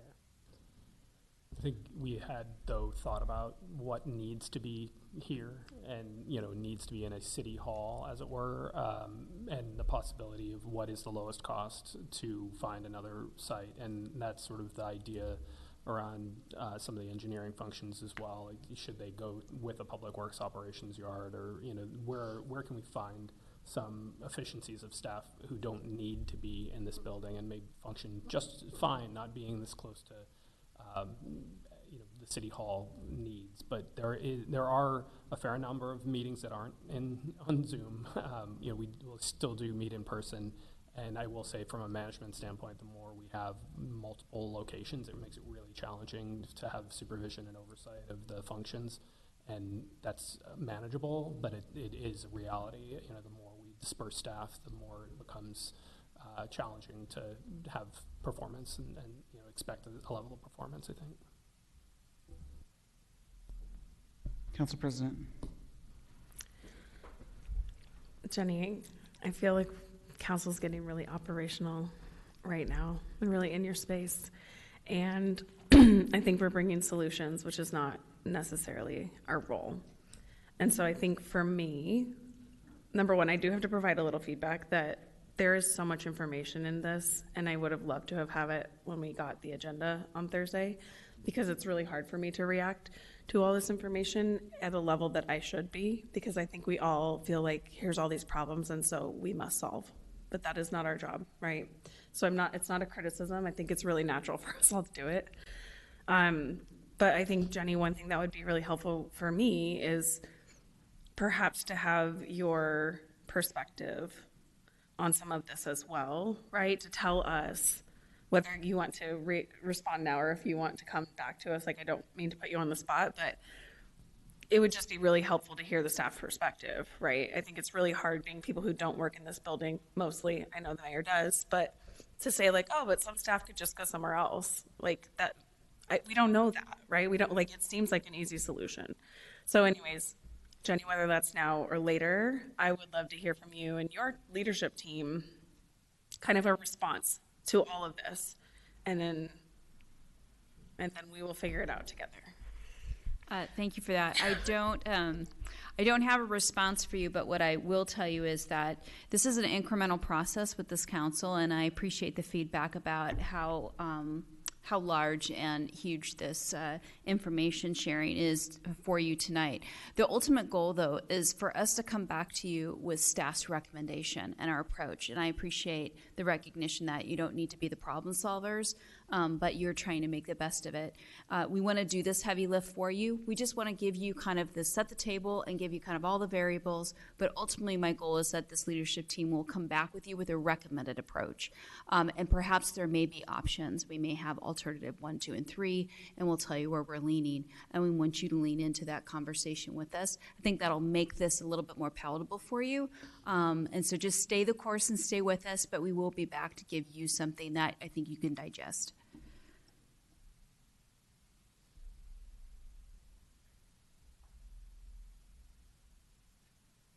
Last few slides of this presentation also include a lot of information to digest. So there's quite a few near-term priorities for the next 5 or 6 or 7 years in no particular order. Property search where you need it. Initiating the development of the 160th yard. That is a great opportunity.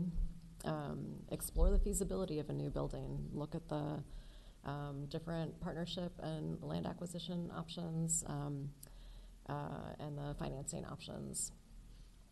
Figure out relocating the server and vault and go ahead and move forward on that. That is a liability that is there and needs to be addressed. Implement desk sharing or cubicle reconfiguration policies in this building to meet the needs of the users here today. Building out your homeless shelter that you acquired last year.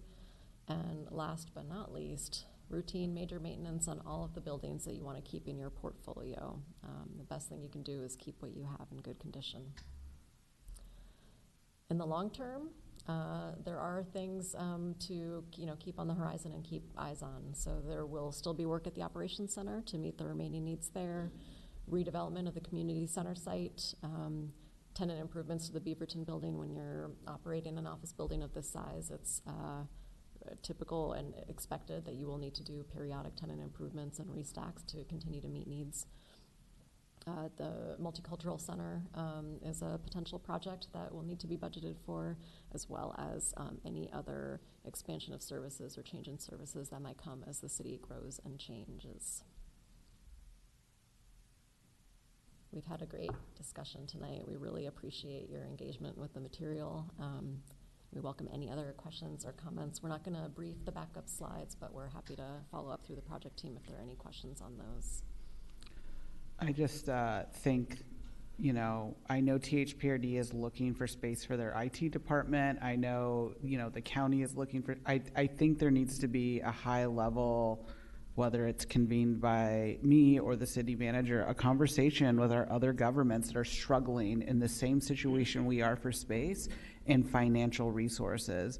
And is there an opportunity for us to have a government complex? Maybe it's on one of these sites here in Bureau, maybe it's not, it's close to Max Line, but other governments are going through this exact same challenge with little resources. And I want us to be visionary to think about what it would take to bring some of our partners along for this process. I mean, I know we're not solution driven, but I'm just thinking of the 4-acre space on Griffith. Could that be 3 or 4 massive buildings and be a complex of government resources in an area that isn't intended for 12-hour use? It is a business park, and it would naturally fit there. And so 4 acres is an awful lot to own. I don't think it needs to be the building the way it looks now, but I think this is an opportunity for us to think about a government-like complex. Councilor Teeter. This is for Jenny or Dan. There's a lot of content here, especially as demonstrated by how long we were able to talk about it together. I think it could be really helpful, at least for me, to have a conversation about this in our January council briefings that we do with staff one-on-one. If we have time for that, that could be helpful to prepare us for the February discussion too, so that we've got our thoughts a little bit more organized. Thanks. Yeah, just I kind of want to echo. I like what you said. I think that's creative thinking as far as like a complex. But I mean, when I look at this, like I was reading the governor's announcement earlier for Portland, like about how they're pushing maybe potentially a 3-year tax moratorium. Like there's not a whole lot of appetite for taxes right now. Then we look at our other government agencies that we know about within the Beaverton area are going out for property tax increases. We just raised the taxes. Then we've got to get really creative. Like what the mayor was suggesting, like that sort of level, there has to be an insane value proposition right now, or it's not going to happen. And I don't think that, no matter how much we try, like we've got to have a really, really good value proposition. And that's kind of that's why for me this feels incredibly overwhelming, because like we are a long-term council in the way we look at things, and we don't want to kick the can anymore. And that's one thing that's been consistent with this group, is we don't want to do short-term solutions. We want to fix these things and move on to so it's like this juxtaposition of like, we want to fix it, but dang, what do we do? What are our actual realistic options? So I think we need the big picture pretty quickly, and then we got to have some creativity. So just thanks for all this, and I know there's a lot for staff to do still, but appreciate all that. Last thought from me. I agree, and I also think that the limitations that we are going to experience in terms of getting partners, finding the magic plot of land, or redeveloping Griffith, all of this seems incredibly unlikely, period, like for the foreseeable future. The one thing I would love to see in the next report is a deeper dive into renovating the Beaverton building. And there was like a little glancing blows off of it, like at the efficiency of cubicles, or just exactly what would it cost? What does it look like if you bring in a function like courts and you need to have additional security features to get people in and out of the building? Is there a different entrance? Does it affect our abilities or the visiting public, that kind of stuff? I know that the old city council position over at Griffith, I think they shared the same room with the courts, right? So is there an ability to do something like that? And I don't mean forever. I don't mean forever. But as a stopgap measure, the thing that I'm concerned about is that we just do nothing because we have no good options here. So.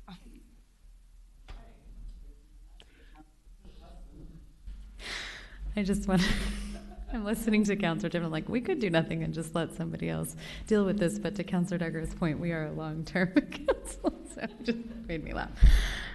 I just wanted to elevate a couple things I said earlier. I have some feelings about, like, abandoning the Griffith area completely to just out of there. It just makes me, especially because we are, you know, building a shelter there and thinking of our businesses and how they might feel.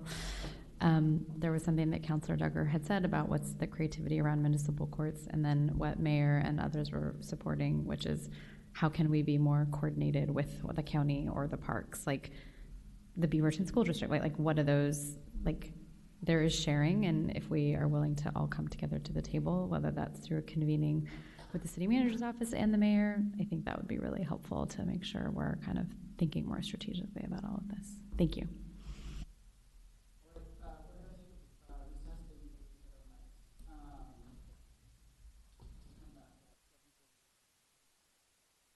Okay, our second agenda item this evening is Agenda Bill 23243, the future of the First Street Dining Commons. I know this is a lively topic. We've had a lot of conversations about this.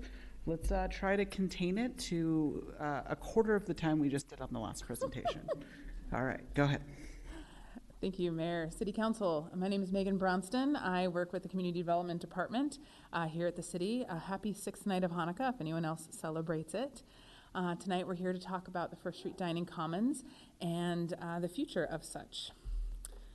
My request of you this evening is to listen to the information that staff has gathered for the last year of research that was done at your request.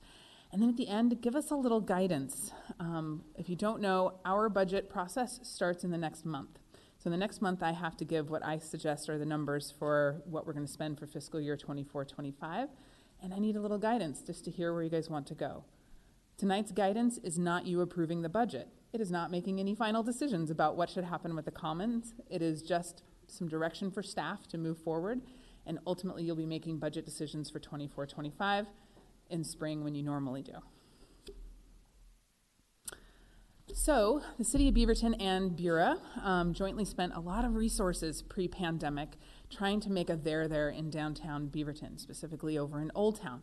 We recruited a lot of restaurants, and when the pandemic hit, we had actually recruited 33 new restaurants into what was kind of a sleepy downtown previously. We, therefore, when the state closed down the restaurants' dining rooms, we wanted to help. We did not want all of that to be wasted. And so the city did a variety of things. One of the things they did was to create a socially distanced outdoor dining space so people could still spend money and keep our businesses alive, but be able to congregate in a safe space.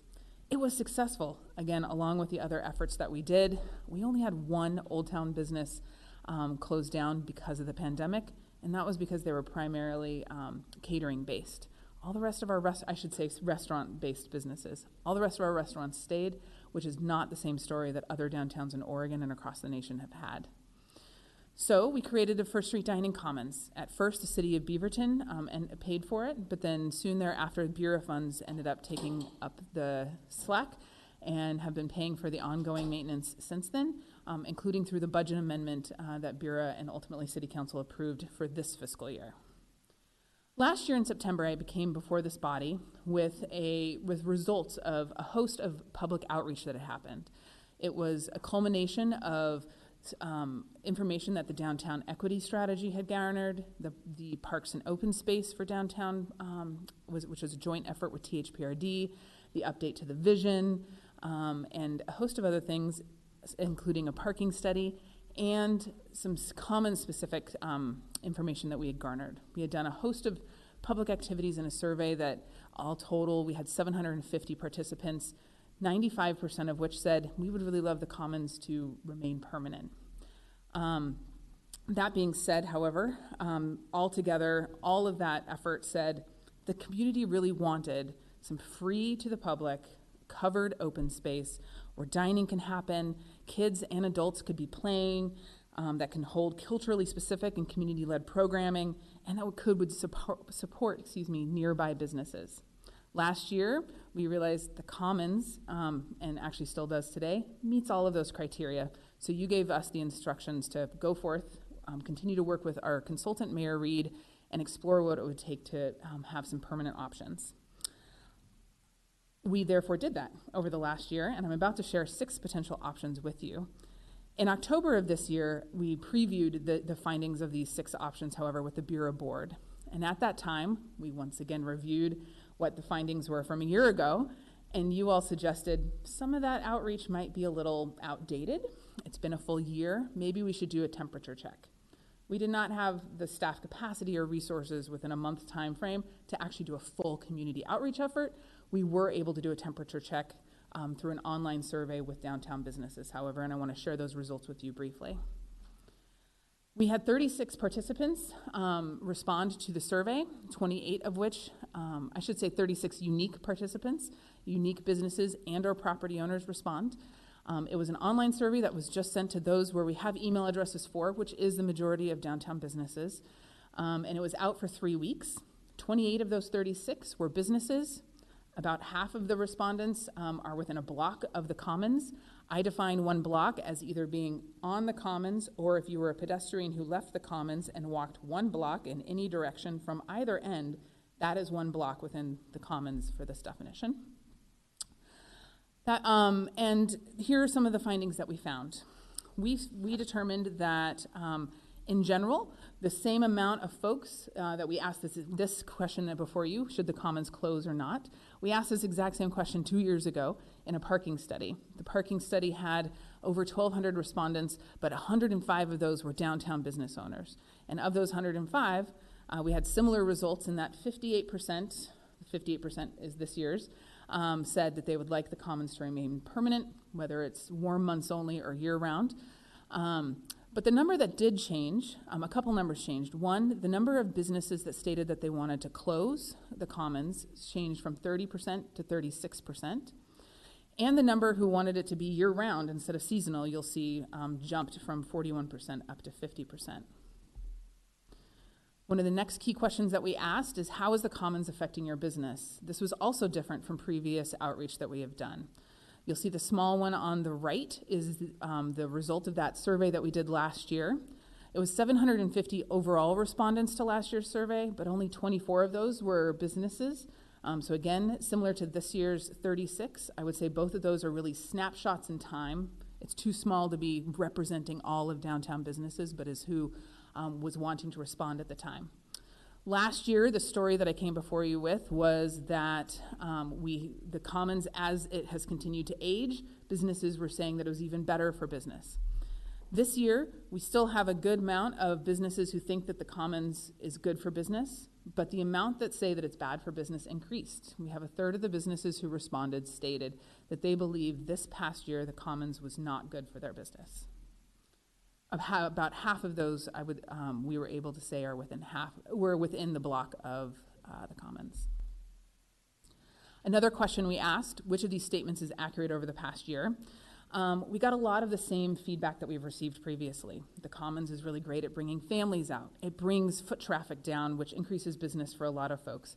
We even had some folks who are blocks and blocks away state that the increased foot traffic that the Commons brought was good for their business.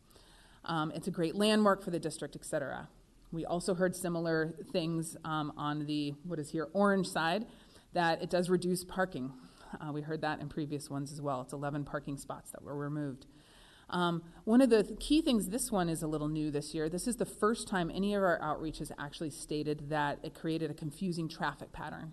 So you'll see here that that is the largest of the orange bars here. And so that was an interesting finding. I'm not going to read these, but the open-ended comments is still trying to dive into what people were thinking. Just in general, we had folks from loving the Commons to it provides negative changes to the traffic patterns. Parking being reduced was mentioned multiple times. Sometimes it was then, however, we believe that the parking problems in downtown are caused because we have more foot traffic in downtown in general. And so we don't think that the Commons should be removed because of this. Not everyone, but some of them. We did have multiple comments of people disliking the current look and feel and wishing that it'd be a little upgraded to higher level fixtures. And we had several requests requesting increased lighting leading from where they do park on their route to get to the Commons. Again, this is just a snapshot in time. It is just 36 individual businesses or property owners that were willing to give us their time over the last month to answer this snapshot in time. It does continue to state that 58% was in support, but it's also a really great way to highlight those who are not in favor and perhaps some of the reasons why not. Okay, let's dive into the research that Mayor Reed and staff team has conducted over the last year. We took multiple paths to get to what we're sharing to you today. We looked at who should manage it and how, where should it be located, how big should it be, what amenities, especially the ones that cost money, should a potential future Commons have, should it be year-round or warm months, and funding. The one-time capital expense, should we do something permanent, the ongoing maintenance costs and management costs, and we also looked at revenue generation. Please note there is a separate attachment to the agenda bill that talks about the revenue generating options that we believe, that we reviewed to see what the space could possibly generate. Management, we wanted to discuss here this evening. Ultimate future management of this space could be managed by city or bureau, it could be managed by a partner, or it could be co-managed. The two conversations that we have had to date with partners, the first one was Tualatin Hills Parks and Recreation. These were initial staff level discussions. No decision makers were in the room for this. However, the new downtown parks and open space plan does mention the Commons as one of the goals of the plan. And therefore, THPRD is looking at and wanting to continue conversations over the next however long it takes them to have these conversations about should this be something that they possibly add to their portfolio or support in some way. Those discussions were waiting for the plan to be adopted, which did happen a couple months ago. They have not moved forward as of our recent check-in, and so that is an ongoing conversation that will take time. The Beaverton Downtown Association is very interested in participating in the space, as you heard earlier today from testimony. They're interested in helping program the space. They could also take on, possibly, if we continue to contract out our management of the space, the cleaning of the space, et cetera, they'd be perfectly happy to talk about managing those contracts for us. To be able to do so, they may ask for additional money to help fund additional staff for them, as we are one of the primary funders already of the BDA. I do want to say, sorry, back on this slide, I do want to state all of the conversation we're about to have assumes that the city maintains management of it and that we aren't partnering, just so that we can give you some honest costs, because these conversations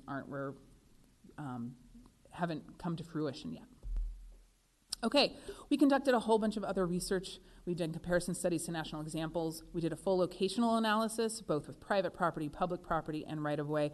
That is also an attachment to your agenda bill. We had a bunch of internal stakeholder discussions, everything from the police to the engineers to the public works folks who know what utilities are underneath the ground, et cetera. It was actually really robust discussions. And of all of these findings, this year's worth of research, we have three key findings we wanted to share with you. First, the current location is the ideal site. Again, we looked at private property, we looked at public property, and we looked at other right-of-way options, and this one turned out to be, we guessed right when we were trying to help when the pandemic hit. The second, that leads a little bit of complication. It is currently right-of-way, and it must remain right-of-way. That being said, that leads us to some code and policy changes will be required if we want to put any permanent structures on. Building code has no authority over the right-of-way. Neither does development code for the most part. Therefore, a legislative process would have to happen internally, which I'm told could absolutely happen, to make new codes to ensure that anything that we built there is safe. Similar to what we did with Open Air Beaverton. New codes were needing to be written and created to have those temporary dining structures out for restaurants. We would need to do something here. Given the number of people and different departments that would need to be involved in such a process, however, it will take a little bit of time, and we want to do it right because it will affect a lot of other things as we change these different codes, and it will take 2 to 3 years is what I'm told by department managers.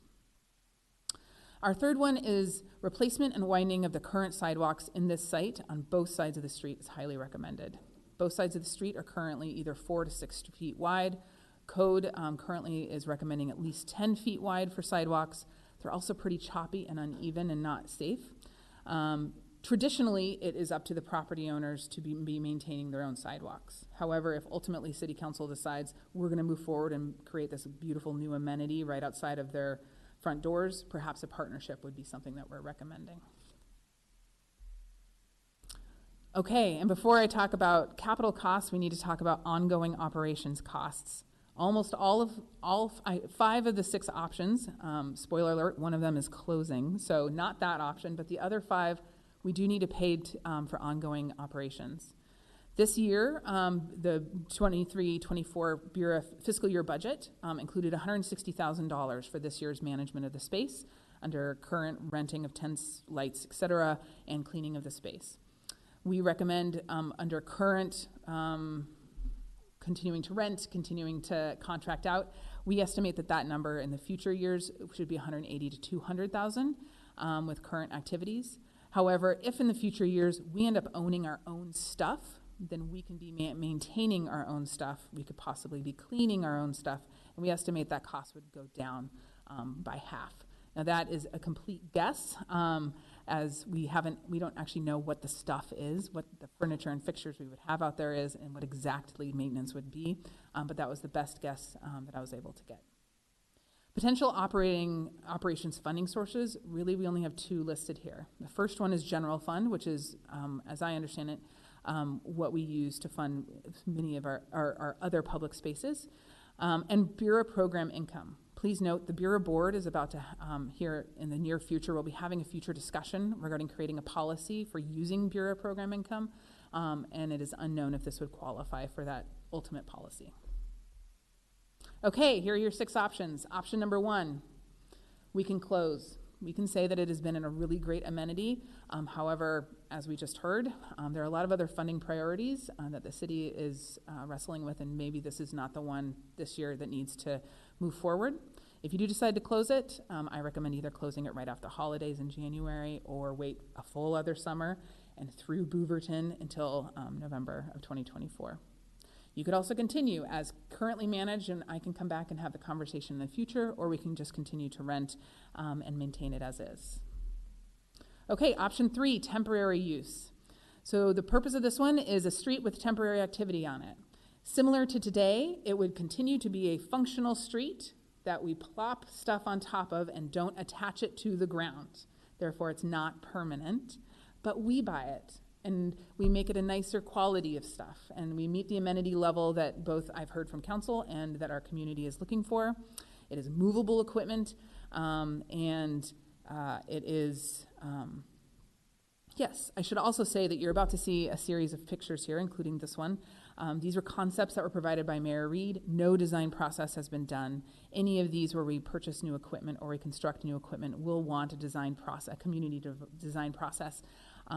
And so please don't take these as designs. Okay, for this one, we need a little bit of design money just to make sure that we are meeting our aesthetic needs that we estimate $10,000 to $30,000. And then it's estimated to be $450,000 to $850,000 to purchase this new equipment. You can see the potential sources there, general fund and Bureau program income. There's also a potential for grants. Should a grant be found, staff at our level has not found grant opportunities yet for these. I do want to state, you'll notice that Bureau is not, traditional Bureau funds are not mentioned here because this is movable temporary equipment. Bureau cannot, standard urban renewal funds cannot be used for this because that can only go for permanent changes. Okay, option 4, the same thing we just talked about. We just talked about option 3 was temporary use, except for we also add a streetscape project where we improve the sidewalks. I did want to stay here, I'm sorry. As you can see, here's one of the one of the pictures that is right outside of what was formerly the Dukubi restaurant, but is now First Street Pocha, where you can see that the sidewalk is really not up to snuff. We're currently hiding this with some of our equipment so people can't tell that we actually have curbs missing out there. You'll see the picture on the right, that's the Mary Ann. That is the most recently new up-to-code sidewalk, and so recommending upgrading to that. We want it as wide as it should be. We want it with street lights. There's no street lamps out there. We want bike racks. We want street trees. We want it to bring it up to actual street standards. And if a future First Street project were to happen with First Street being improved, this would be that first little upgrade for that project. To do this, the design is a little more expensive. We need to do a CIP project for the sidewalks, and so that we estimate that that's $300,000 to $400,000, and construction would be $1.4 to $1.8 million. Here, potentially Bureau funds could be used, and also here we start potentially being able to use the street fund. We're told that that could be eligible depending on the nature of the improvements. This is what our funding director has shared. This has a medium staff impact. There will need to be cross-department staff time for the CIP prioritization process and design and construction. Okay, option 5, flexible. The purpose of this one is to create a flexible street with the ability to close and convert to a plaza regularly. Regularly could be seasonal, it could be every few years, it could be like some where they close during the weekdays and open during the weekends, etc. We can decide that later, but it means flexible.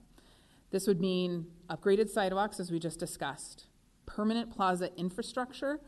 So examples would be removable bollards, permanent poles in the sidewalks. You need a wider sidewalk to do this, but once you have permanent poles in the sidewalks, that could then hold a permanent cover that goes over, and that could then be removed.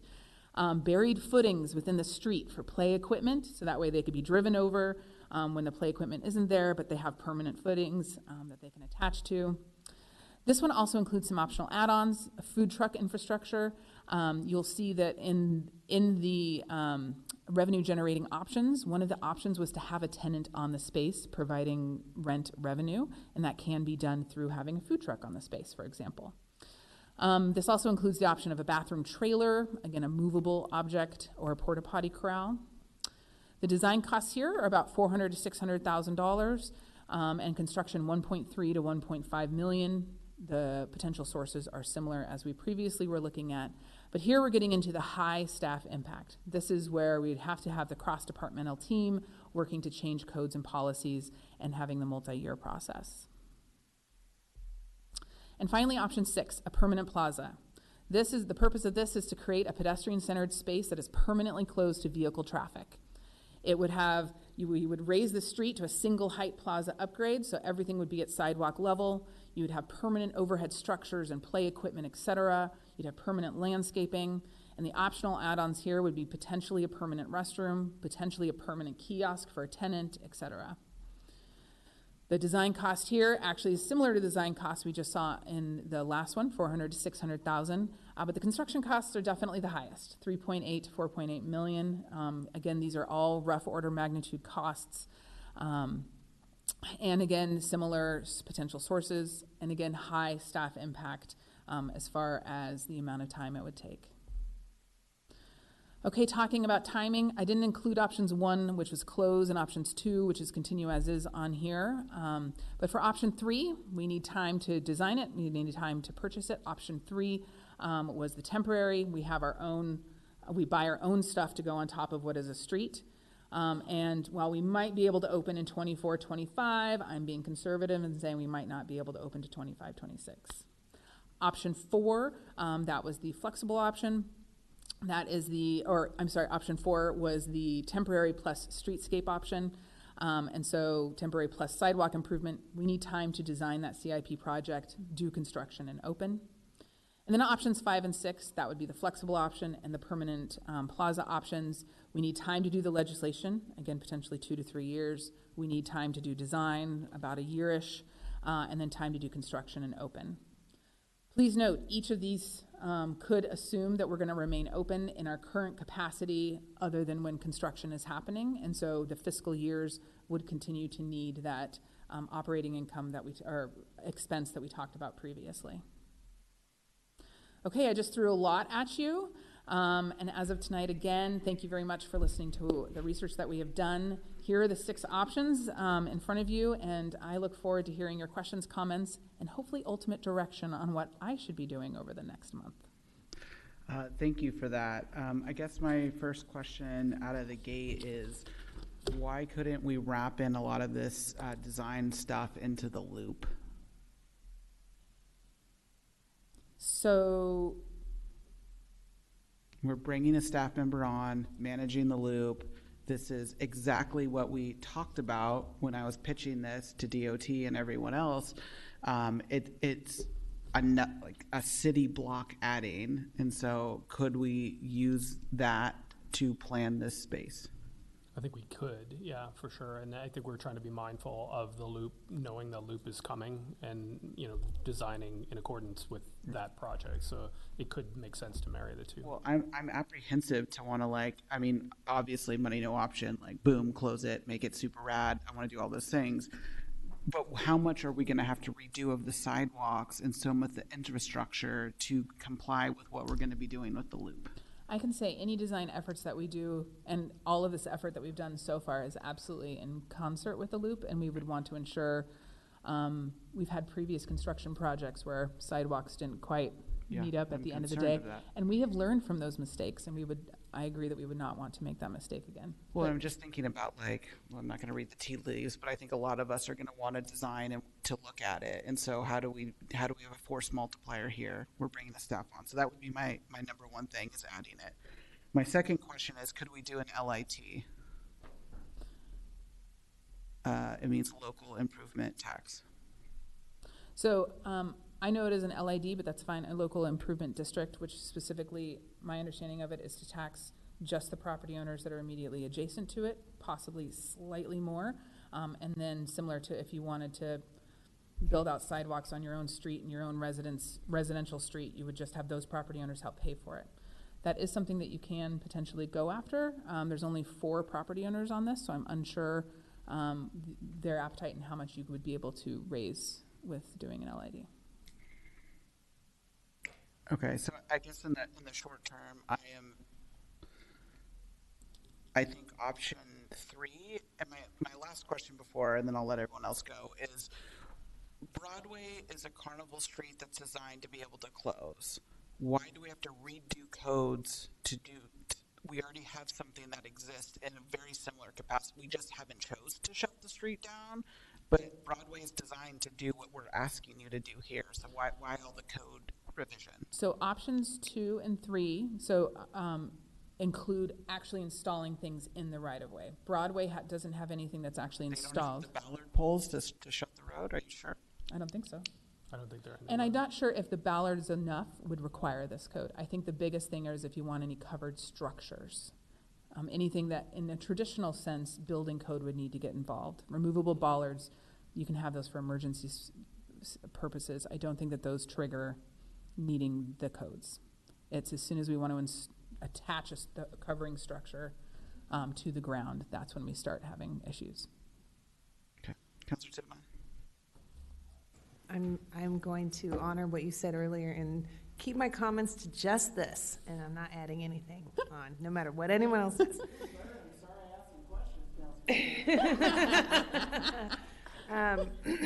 Okay, so this time of year just feels different when discussing potential investments, especially potentially large ones, because we're going into budgeting season soon. This year, it feels especially weird to be talking about this, on the heels of the facilities master plan conversation. We are going into some extremely difficult budget decisions, so I'd like to actually pick a couple of options. The other things that I keep in mind for tonight that are influencing my decision making is that we have received new feedback, and that feedback has shifted, or there's others that they've changed their mind, or they didn't provide feedback last time. But some of the comments that we're getting definitely gave me a little bit of pause, specifically around one thing, which is winter use. And so what I'm hoping is that we can choose option 2 and revisit this sometime next year and really scrutinize this winter to see, is it being utilized? And because we've got enough proximity, I think, from COVID and from the practices people got into the habit of using to continue to live some sort of normal life during that. And it was incredibly important for that. But I would like to see if it's being utilized. The other part of it is during visitor comments, there was a really interesting thing that was brought up in that. This is almost a phenomenon. Like, we put it there, but it was the community's will that made it what it is, and I do not want to discount that. So I'd like to see it remain, even if it is seasonal or year-round, but I'm feeling very cheap.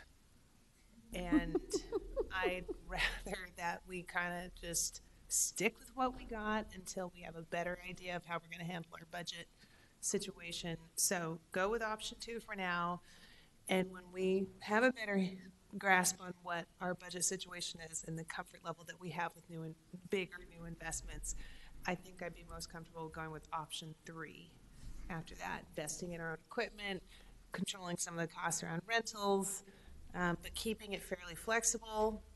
And the last thing I'll say is that community will can change. And I think I said this at a previous conversation or meeting about this. Uses change, needs change. So I'm very hesitant, almost to the point of just not there at all, of putting in anything super permanent. And that's it. Thank you. Can I do one quick feedback? Thank you very much. All of the options except for 6 can either be seasonal or can be year-round. Just as an FYI, we did not make a recommendation either way. One of the reasons being is we haven't had a full conversation of what programming would look like. And so if we were to have an active body such as the BDA programming on the space, winter would look potentially different than it does today. Councillor Husson? I'm going to say something maybe a little unpopular, but I'm going to say it, and I will follow what the council feels on this one.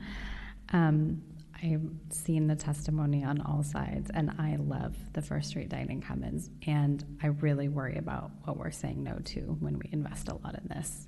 And I say that on the heels of Mayor Beatty and I being at a church today, making bags and supporting an organization that was feeding Beaverton families here at Beaverton High School through our social services funding committee. So I would be lying if I didn't think of that. So I want to honor your first or second slide where you were like, and here's everything I've done, without saying it like that, because I was like, man, we've really been circling to a non-decision for you, which is probably not giving you a lot of direction. To Councillor Tifnon's point, I feel really cheap, and I struggled with the budget last year, and I was the lone no vote, and that was because I wanted to feel like I had looked at everything and that we felt good about that, and then I did not.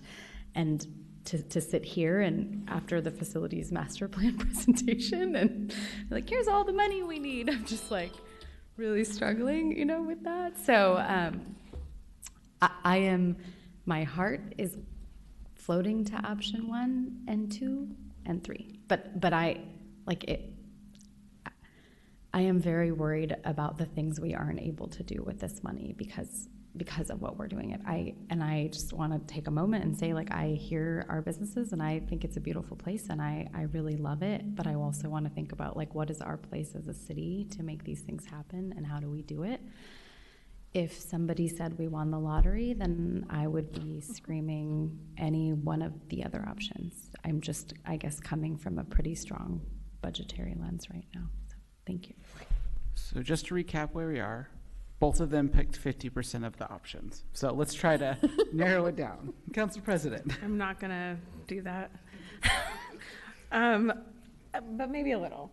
I do really like Councilor Tivnon's point about, like, let's see how this winter goes, because then it'll help us have a more well-informed perspective on if it should be seasonal. But I also really love the idea of capitalizing on this design opportunity with the loop. And I think that once we have an idea of a design, not to put this on you, but when we have these, like, visionary ideas and we have real plans around them, that's what's made Beaverton's legislative efforts successful. And I think hearing the Old Town, I don't know, I can't remember his name, but the public testimony tonight, he captured so much of the essence of what First Street has become. I was just looking at Google Maps to kind of try to see what was there, and I'm trying not to solution, but First Street Dining Commons is a pin on a Google map now, right? Like, that doesn't happen. I mean, it happened maybe serendipitously, but I think it's with intentionality that we keep it around. So I would love for us to, like, not have to make a commitment right now to what it's going to be. I mean, I want all of it. So, like, I am totally leaning towards option 6, but I want to be a realist. And I know that we are in a hard funding place. So I think that I would love to see us keep an eye on it for the winter, use our design resources to include this in, like, what is it? How does it tag on to the loop? And I also would really like to take Alicia up on her offer to use the Beaverton Area Chamber to engage the area. And we had the BDA director here today too. And I think that before keeping an eye on things for the winter, maybe that we do have a little bit more time to have a bit more of a meaningful engagement. I understand, I mean, just from the emails that we got, it feels like there was more of a concerted effort to get the no votes to be loud about this project. And so, and when the sample size was, like, 40% of what it was before, I'd really love for us to feel like we have thorough feedback, because there's also so much, like, belovedness around it. Yes. So sorry, I added option 7. That's included in the loop. And then we could use Bureau money for a permanent structure if that was our design, and compel our regional park provider to program and work in the space. So now I've added more options. Councilor Edward Kimmy. I must apologize because I missed the October meeting because I was not here. So I might ask questions that probably was asked before. Initial setup was because of COVID restrictions that didn't allow people to be dining inside, right? So we set it up for relief, and everybody loved it, and business got relief from that. And that was the original intent. Now the intent has changed. So we did formalize that we want to look into the study if we're going to make this permanent, right? Mm-hmm. So I get that. But the question I have is, your survey that about 36 people sent it in was all online. How many people are non-white? That was not one of the questions that we asked in the quick survey. Right, and how many people were business owners versus the... 28 of the 36 stated they were business owners. The rest would be property owners.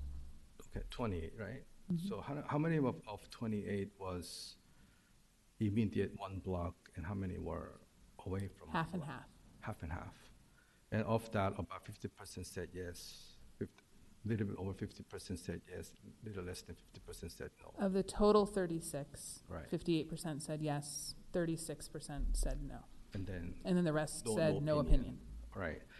So this is the struggle I have. It's little over 50% said yes, and those are the people who own business nearby it. But every one of them probably said we have a parking issue. We always have parking issue. And I cannot discount the fact that there's a parking issue over there.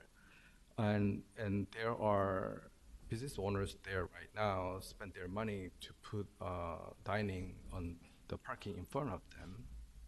And those people, so if the dining commons was really effective, why would the restaurants near it would spend their money to put dining in front of them? And I know why, because people do not want to walk and bring their food to dining commons. So in reality, the dining commons it's beneficial for businesses right near it, and there's some people might stay there, but is it really worth the money that we're spending in the future, going into the future every year? And that's the struggle I have. So that needs to be answered somehow. And because there was probably zero input from the non-white population, which probably is about good half of the businesses there. And I would love to see when you send out the survey that they mark the ethnicity so that we know we somehow get pulls, because people that I talk to, which is majority non-white population, every one of them said, we don't want it. Number one, parking issue. Even the residents cannot park, right?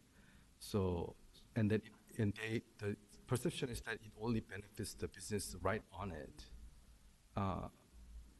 And I can positively say that is true, because businesses near it, within 1 block radius, have spent the money to build their own dining area in front of their store. And I talked to somebody who lives in Greenway yesterday, and they talked about, oh yeah, sometimes we go to dining commons. We like it. I said, why don't you go every time? They said, parking. Like, you could park at the public parking. They said, but we don't want to walk 3 blocks there. They want to park right in front of where they're going. So they're circling that area all the time.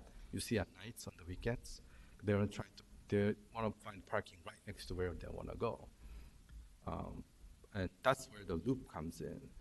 And the one thing that really, really bothers me is this. We want an event space, we want people to gather, we want to share the meal and have an open space for them to enjoy, right? We have it at the round right here with the BG cartel. And that serves everything that we wanted to desire for dining commons, but we didn't have to fund it. And they have no parking issue here. So then why somebody needs, I need this to be answered for myself, for my comfort, is that why are we building something over there where it's over here, just crossing the road? It's good to have it, but is it something that we really want to invest time and money into for the future, where we will build a loop, and then when we include building the loop at that time, then people can go back and forth, and people do not want to cross the road over there to come to ground. So it's a struggle I have. So and I still didn't get the answer clearly. So as somebody suggested, I'd love to hear from business owners, well mixed, about their input. For now, cheap as possible, but why do we have to even build the tables? Can we just close the road, let's say on the weekends, like Thursday, Friday, Saturday, maybe Sunday, and then let the business owners put up a chair and table, maintain it, and then we'll just open the streets back up again or something. And if that's the case, then I'll be okay with closing the streets just on the busy weekends. But I'm hesitant to invest that much money because of our budget issue. And then right when we build a loop, people start walking back around. And we already have something like that here. So I'm leaning toward option one for that reason. But in the future, when we develop the loop, when we get the feedback, we can just open back up again if there's an overwhelming desire to do so. So that's just my personal view. And I've been thinking about this a lot.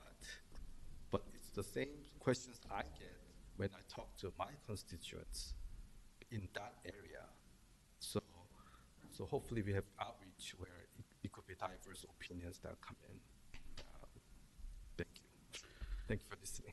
Coming in with the counterpoint, Councilor Teeter. Okay, thank you. If we had an award for recognizing citizens who do really great service in this city, Lori, the litter lady who submitted public testimony, should get an award. Just wanted to call her out really quick. She's been cleaning the dining commons just on her own time, just because she cares and she wants to see Beaverton be really beautiful. And that spirit and that care for our city is something that goes unheralded and unrecognized a lot of times. And it's a very special person and very special love for this space that she's demonstrated. The purpose of the dining commons came up in public comment some and some up here as well, where it was originally meant for dining, outdoor dining, safe dining. But I feel it's evolved to be much more. It's not just dining. Now it's also a place for people to gather and have meetings, for people to have fun or play music or just enjoy time together. And it's also a safe respite where you don't have to worry on every crosswalk about a car running you over, and it's a little bit quieter there in the middle of the space. And I think this really ties in with the Downtown Parks and Open Space Framework Plan. Goals 1 through 8, like almost virtually all of them, touch on elements of what the dining commons is serving. Closing gaps in the network of open spaces. So that's to the point of like, our open spaces can't just be up at the round. I would love to have them throughout downtown. Allowing multiple ways for people to gather, enhancing and supporting First Street as a pedestrian-friendly street, supporting programming and events, building places to rest into downtown, expanding permanent infrastructure into downtown, event infrastructure in downtown, and then reducing barriers for pop-up activation and short-term parks. Like, these are the first goals of our Downtown Parks and Open Space Plan. And that plan had a ton of community engagement as part of it. And like, this survey is a good snapshot. It's not a scientific survey with a whole bunch of rigid process to it. It's just meant to give us a quick look. I think we got some really great feedback in that Downtown Parks and Open Space Planning, and so I would love to lean into that a little bit more. Now, as far as near-term opportunities, Laurelhurst Park has a great example. They closed down part of the street there. I think it's Ankeny. They closed down part of the street there, and it's just, they've got a couple pickleball courts. They put up a little skate ramp section that's very busy with skaters, just out enjoying a space for free. They've got little bike paths that are elevated a foot off the ground that kids can ride on and navigate. And it's very, very popular and busy.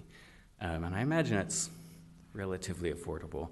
But that could be an example to check with City of Portland to see how much they spend on a space like that, how well it's used outside of the times that I've been there, just to see if there are ways that we can do some temporary activation a little bit more affordably.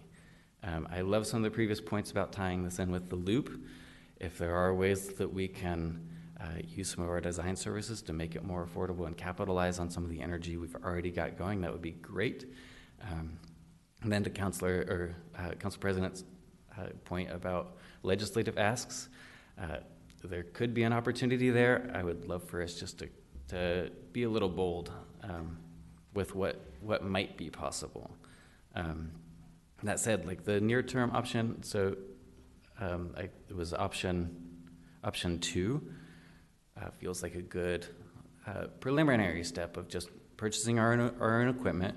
If it comes with future upgrades as part of the loop, that could allow us to move our option 3. You said, oh, my bad. Okay, thank you. If then we get future permanent enhancements to the street as part of the loop, or other funding, we could then divert that event material, the tents or whatever, the equipment that we buy, to other spaces around town that then can be temporary pop-up spaces too. And it can kind of serve as a catalyst for other pop-up parks around town.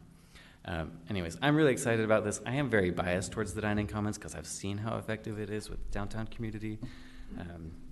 But I think there are ways that we can keep it going in a way that supports the neighboring community too. All right, way to bring the counterpoint. I appreciate that. Councilor Duggar. Thanks. I'm going to try to be quick. I have a lot of stuff to say, but I'm not going to say it all tonight. I'll save some. There's a reason malls are dying across the country, and lack of parking is not one of them. So we got to keep that in mind. Number one, people are craving an authentic, safe, urban experience.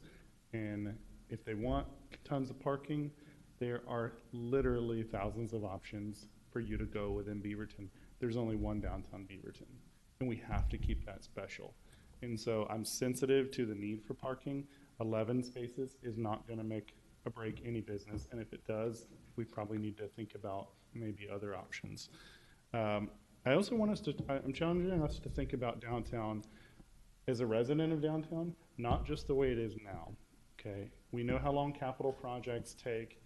We got to think about downtown of the future. We are adding hundreds of units of housing right now, right, that are under construction within a few blocks of that commons. When I look at Google Maps and as a resident, there are very few park options for existing downtown residents, much less the hundreds that we're going to add in the next couple of years, plus probably the thousands more over the next decade. We've got to think about those residents and creating public spaces. It is incredibly hard to get land. We have some right here that the public is already using. I think we've got to maximize that while we can.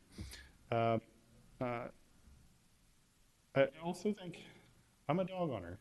There aren't many spaces for me to dine with my dog, and that's actually becoming increasingly more and more important in downtown cores. You have a lot of dinks, the double income, no kids, or single folks with just a dog, right? And we take our dogs everywhere. There are many public spaces.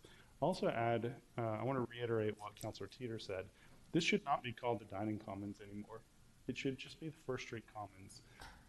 It served its purpose.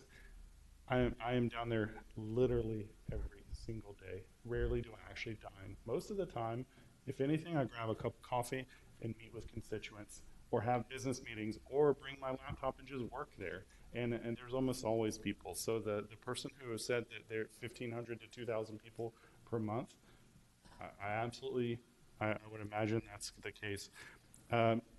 Alicia from the Chamber brought up a really great point. I think there's an opportunity for us to think about engagement, particularly with businesses around. I strongly encourage us to do that, not only just for the yes and the no's, but just like, what do they want? If the commons is permanent, what can we have it be, right? Like, what's the vision? I think that would be great. Let's see. I think the potential is there for really cool things with active program management. I'm looking at THPRD. I think could be a really great partner here, and that's something that I will strongly push for. I think they do a fantastic job with our current parks, and I'm thinking of this as basically a park or a park adjacent space. So I think I would love to see us engage with them at the leadership level.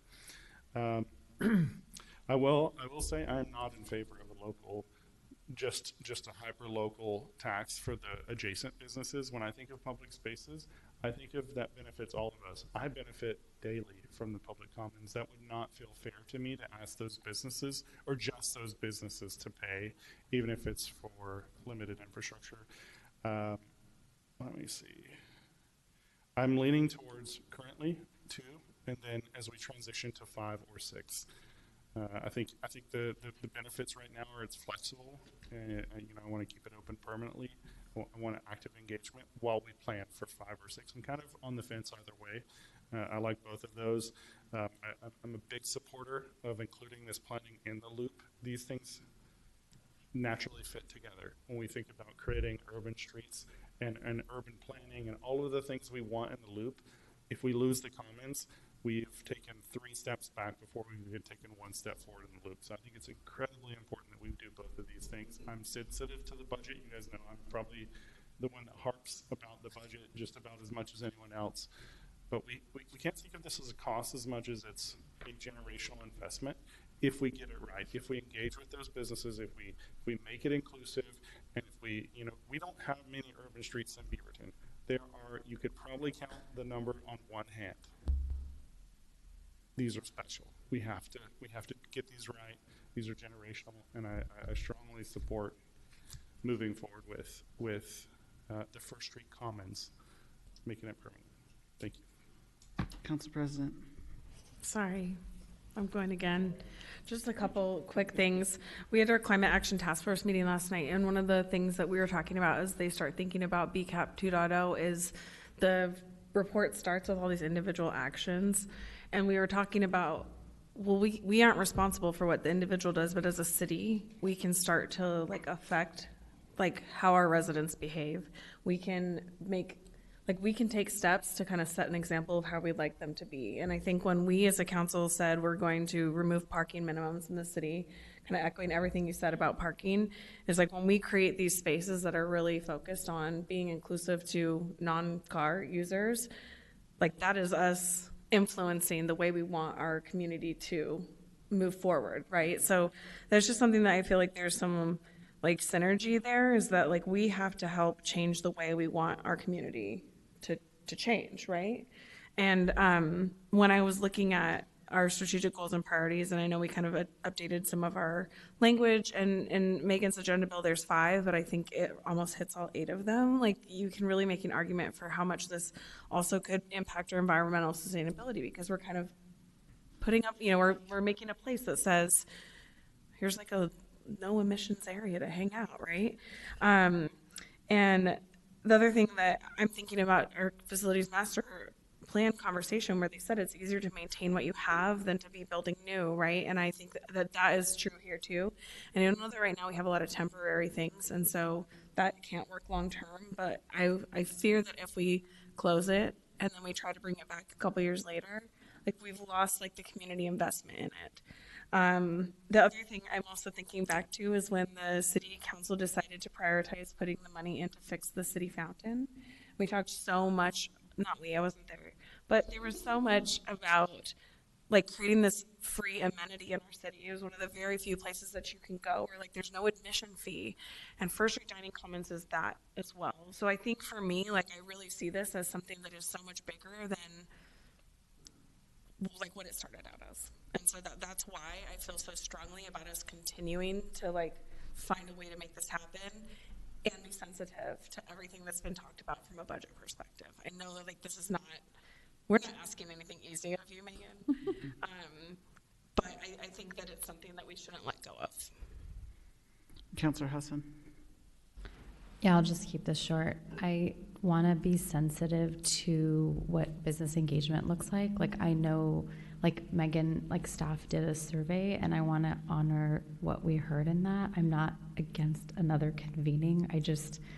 At some point, you're just getting feedback to get feedback. So just really hoping that we all give that direction, because I want to honor what's in the survey. I think there could have been maybe some flaws that were mentioned, but additional engagement on a thing where I think we've gotten some feedback, I want to be sensitive to that. And then I also want to be sensitive if it becomes some sort of an engagement where maybe the chamber supports or the city manager's office or the mayor, really being thoughtful of who we're giving airtime to and who we're not, and doing that in a really thoughtful way, because it's very easy for folks in those spaces to feel like, okay, the loudest person in the room has said that we should do this. And so I heard a couple of those comments. I don't want to discount them, but I just want to be thoughtful that I want to try, I want to honor that there was a survey, there was a process, and that we're trying to use that process, despite the fact that we've gotten testimony supporting and or not. Yeah, Councilor Hassan has a great point. Do you have come on guys, we're circling here. Do you have something new to add? Please, short. Very short.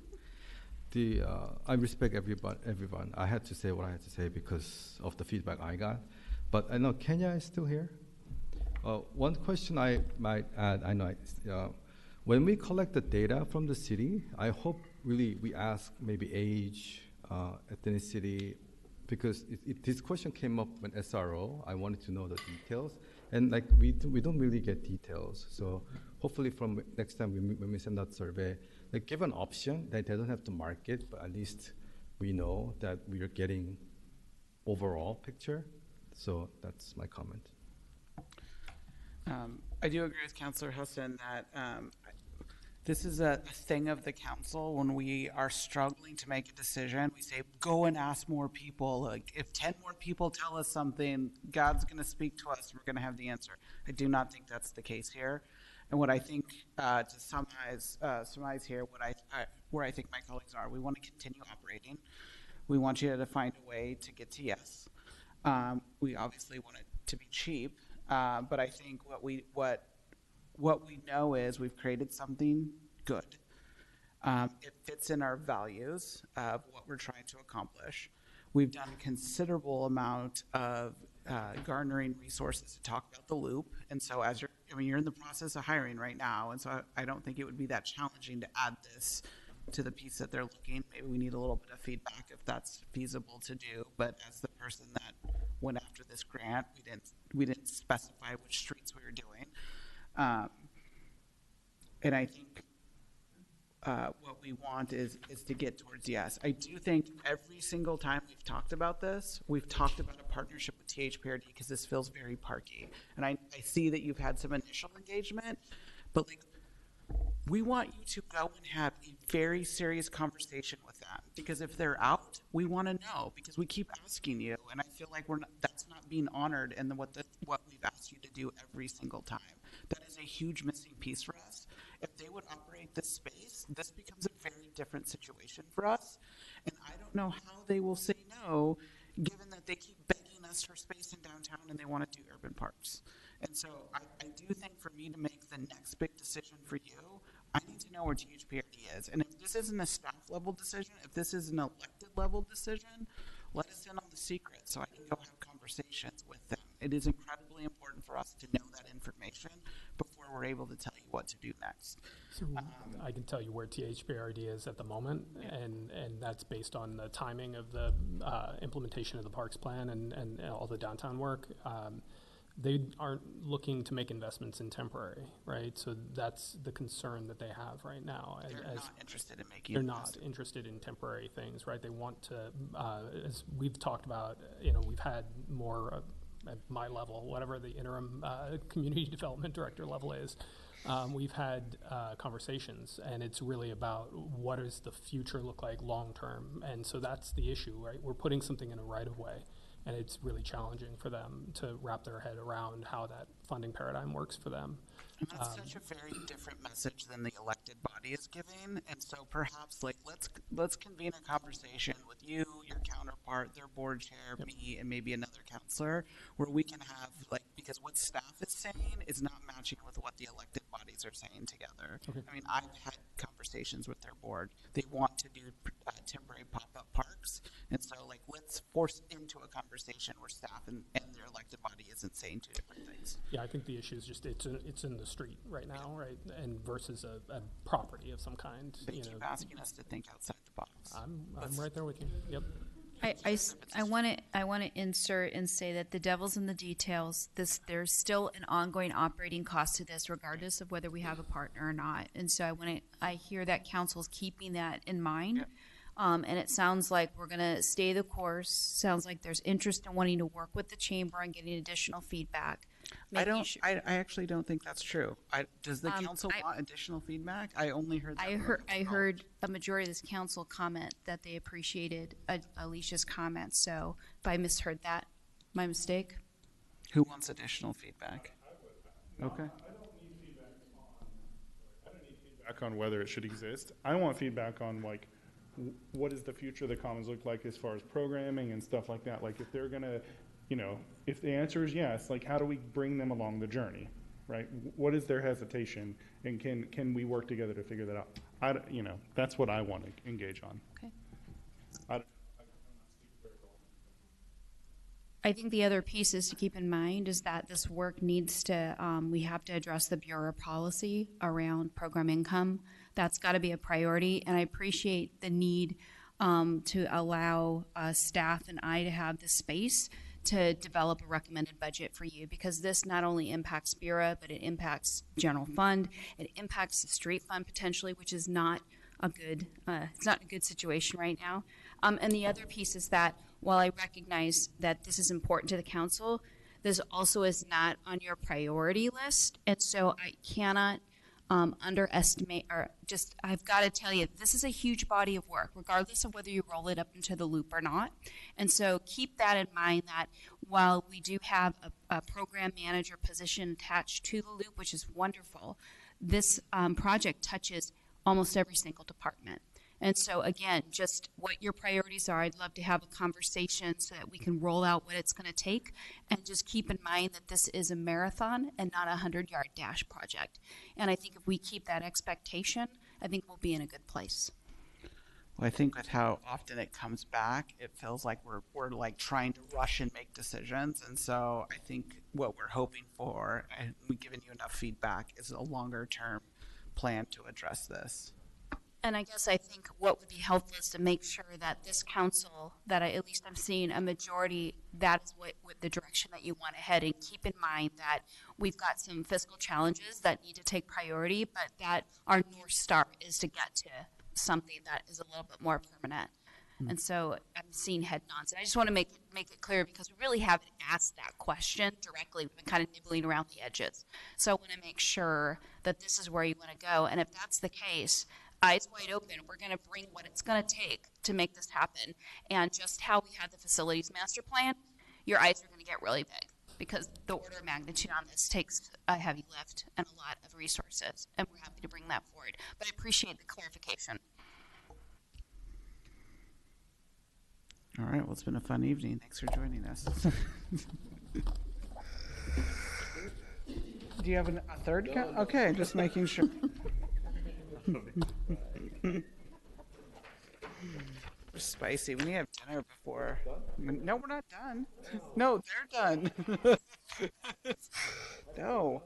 No. Okay, our last item in the evening. Thank you, Sia, for joining us tonight. All right, guys, rein it in. We're almost done. Order, Edward. Our last item in the evening is a continuation from our conversation last week, an open letter to the Beaverton community. We have Sia, our assistant city manager, joining us for this conversation as the person that championed this. Happy to give you a very brief staff report. I'll try to make this very brief. So, as the mayor said, last week you gave us direction to draft an open letter to the community. You asked that we base it loosely on a letter, an open letter that was drafted several years ago. You asked that we keep it focused on our local community, and you directed us to work with a subcommittee of Mayor Beatty and Councilor Hassan to bring it forward to discussion this week. So we have drafted a letter. You all have it in hard copy. I wasn't able to get it posted, so I'm going to read it quickly into the record with your permission. Please. Okay. So this is an open letter to the Beaverton community from your elected city government, dated December 12th, 2023. Here's the draft. Beaverton is proud to be a safe and diverse community. We have eclectic neighborhoods, meaningful engagement, and are guided by strong values. Our community is growing and changing in positive ways. We continue to welcome unique perspectives and hold on to the truth that we are better together. Even with this recognition, we would be remiss not to acknowledge that there are members of our community who are suffering. There remains division and uncertainty in our country, violence across the nation, and global conflicts leaving local impressions. We are deeply saddened that there are members of our community who are deeply affected by these tragedies. This is why we want to reaffirm our commitment to being a welcoming and inclusive city for all, regardless of identity, race, ethnicity, or place of origin. We pledge support to historically underrepresented and underserved communities as we strive to be more representative and responsive. We condemn all acts of anti-Semitic and Islamophobic violence, as well as white supremacy, xenophobia, and any other prejudiced acts in the wake of recent national and global events. These acts of hatred create a climate of fear, for members of our community, an environment where individuals feel targeted for their beliefs and heritage. In Beaverton, there is no place for hatred or hurt. Instead, we choose to set a standard for inclusivity and respect within our community. We do this by implementing policies that actively dismantle systemic barriers and promote equity, and by using our collective voice to speak out against hate and injustice. We encourage you to join us in this effort and work to bring unity and respect across all our differences. We ask that you choose to celebrate each other, foster connection, and find ways to demonstrate your support so every Beaverton resident can thrive. Undersigned with all your names. I'd like to extend a big thank you to our staff team who pulled this together really quickly for you all, and I hope it reflects the direction you gave us last week. Thank you, Sia. I will say staff worked really diligently to turn this around quickly. My hope tonight is that if we want to pass it, we pass it with not a lot of wordsmithing. I can tell you the power is what we say, and so I'm open to hear from the council, and kind of this is a unique situation, how we want to go. Council President? I actually was just hoping to make a motion to adopt the letter as written. I'll second. It's been moved and seconded. We'll now have discussion on the motion on the floor. I can kick it off since I made the motion. By all means. Okay. I think that this finds a good balance with what I read the council's kind of comfort level last week. I think that the language used is really thoughtful, and it recognizes like the magnitude of how the people are impacted. And so I feel that this is a really nice way to tell our community that we are thinking about them and care about them. Councilor Husson. I just want to thank you and you all. I'm not always very vulnerable up here, but I have personally been dealing with a lot of stuff towards me, which has been hard. So this isn't just for our community. It's been a little bit for me. So I have no wordsmithing to offer except thank you all for supporting this. So thanks for making the motion. Thanks for second. I wasn't ready for the second part. So beat you. Yeah, you did. Okay. Will the recorder call the roll? Yes, ma'am. Mayor Beatty? Yes. Councilor Hartmeyer Prigg? Yes. Councilor Duggar? Yes. Councilor Teeter? Yes. Councilor Tivnon? Yes. Councilor Kimmy? Yes. Councilor Hassan? Yes. 7-0. Awesome. Good job, team. Is there any more council new business tonight? Don't ruin the good feelings. Any possible words left no one said? By all means. Go ahead, Councilor Tivnon. Didn't get to say this earlier during the city manager's report, but I just really want to call out two things. One, I'm really excited about the new frontage road because I live off Denny. And the other one is I served on the Beaverton Arts Commission. I'm not going to say I was the only one who suggested this, but I was someone who said we need a map that shows where every single piece of art is in the city because we have a growing portfolio of it. And it's a great way to get people out and exploring their city. And I'm so excited to see that they did that. And it's not easy to pull this stuff together. So I just wanted to give a shout out to the Arts Commission and let's get some more art out there in the community. Sprinkle it. And there's no one here to claim that they had that idea. So thank you, Councilor Tivnon. Close tonight's meeting.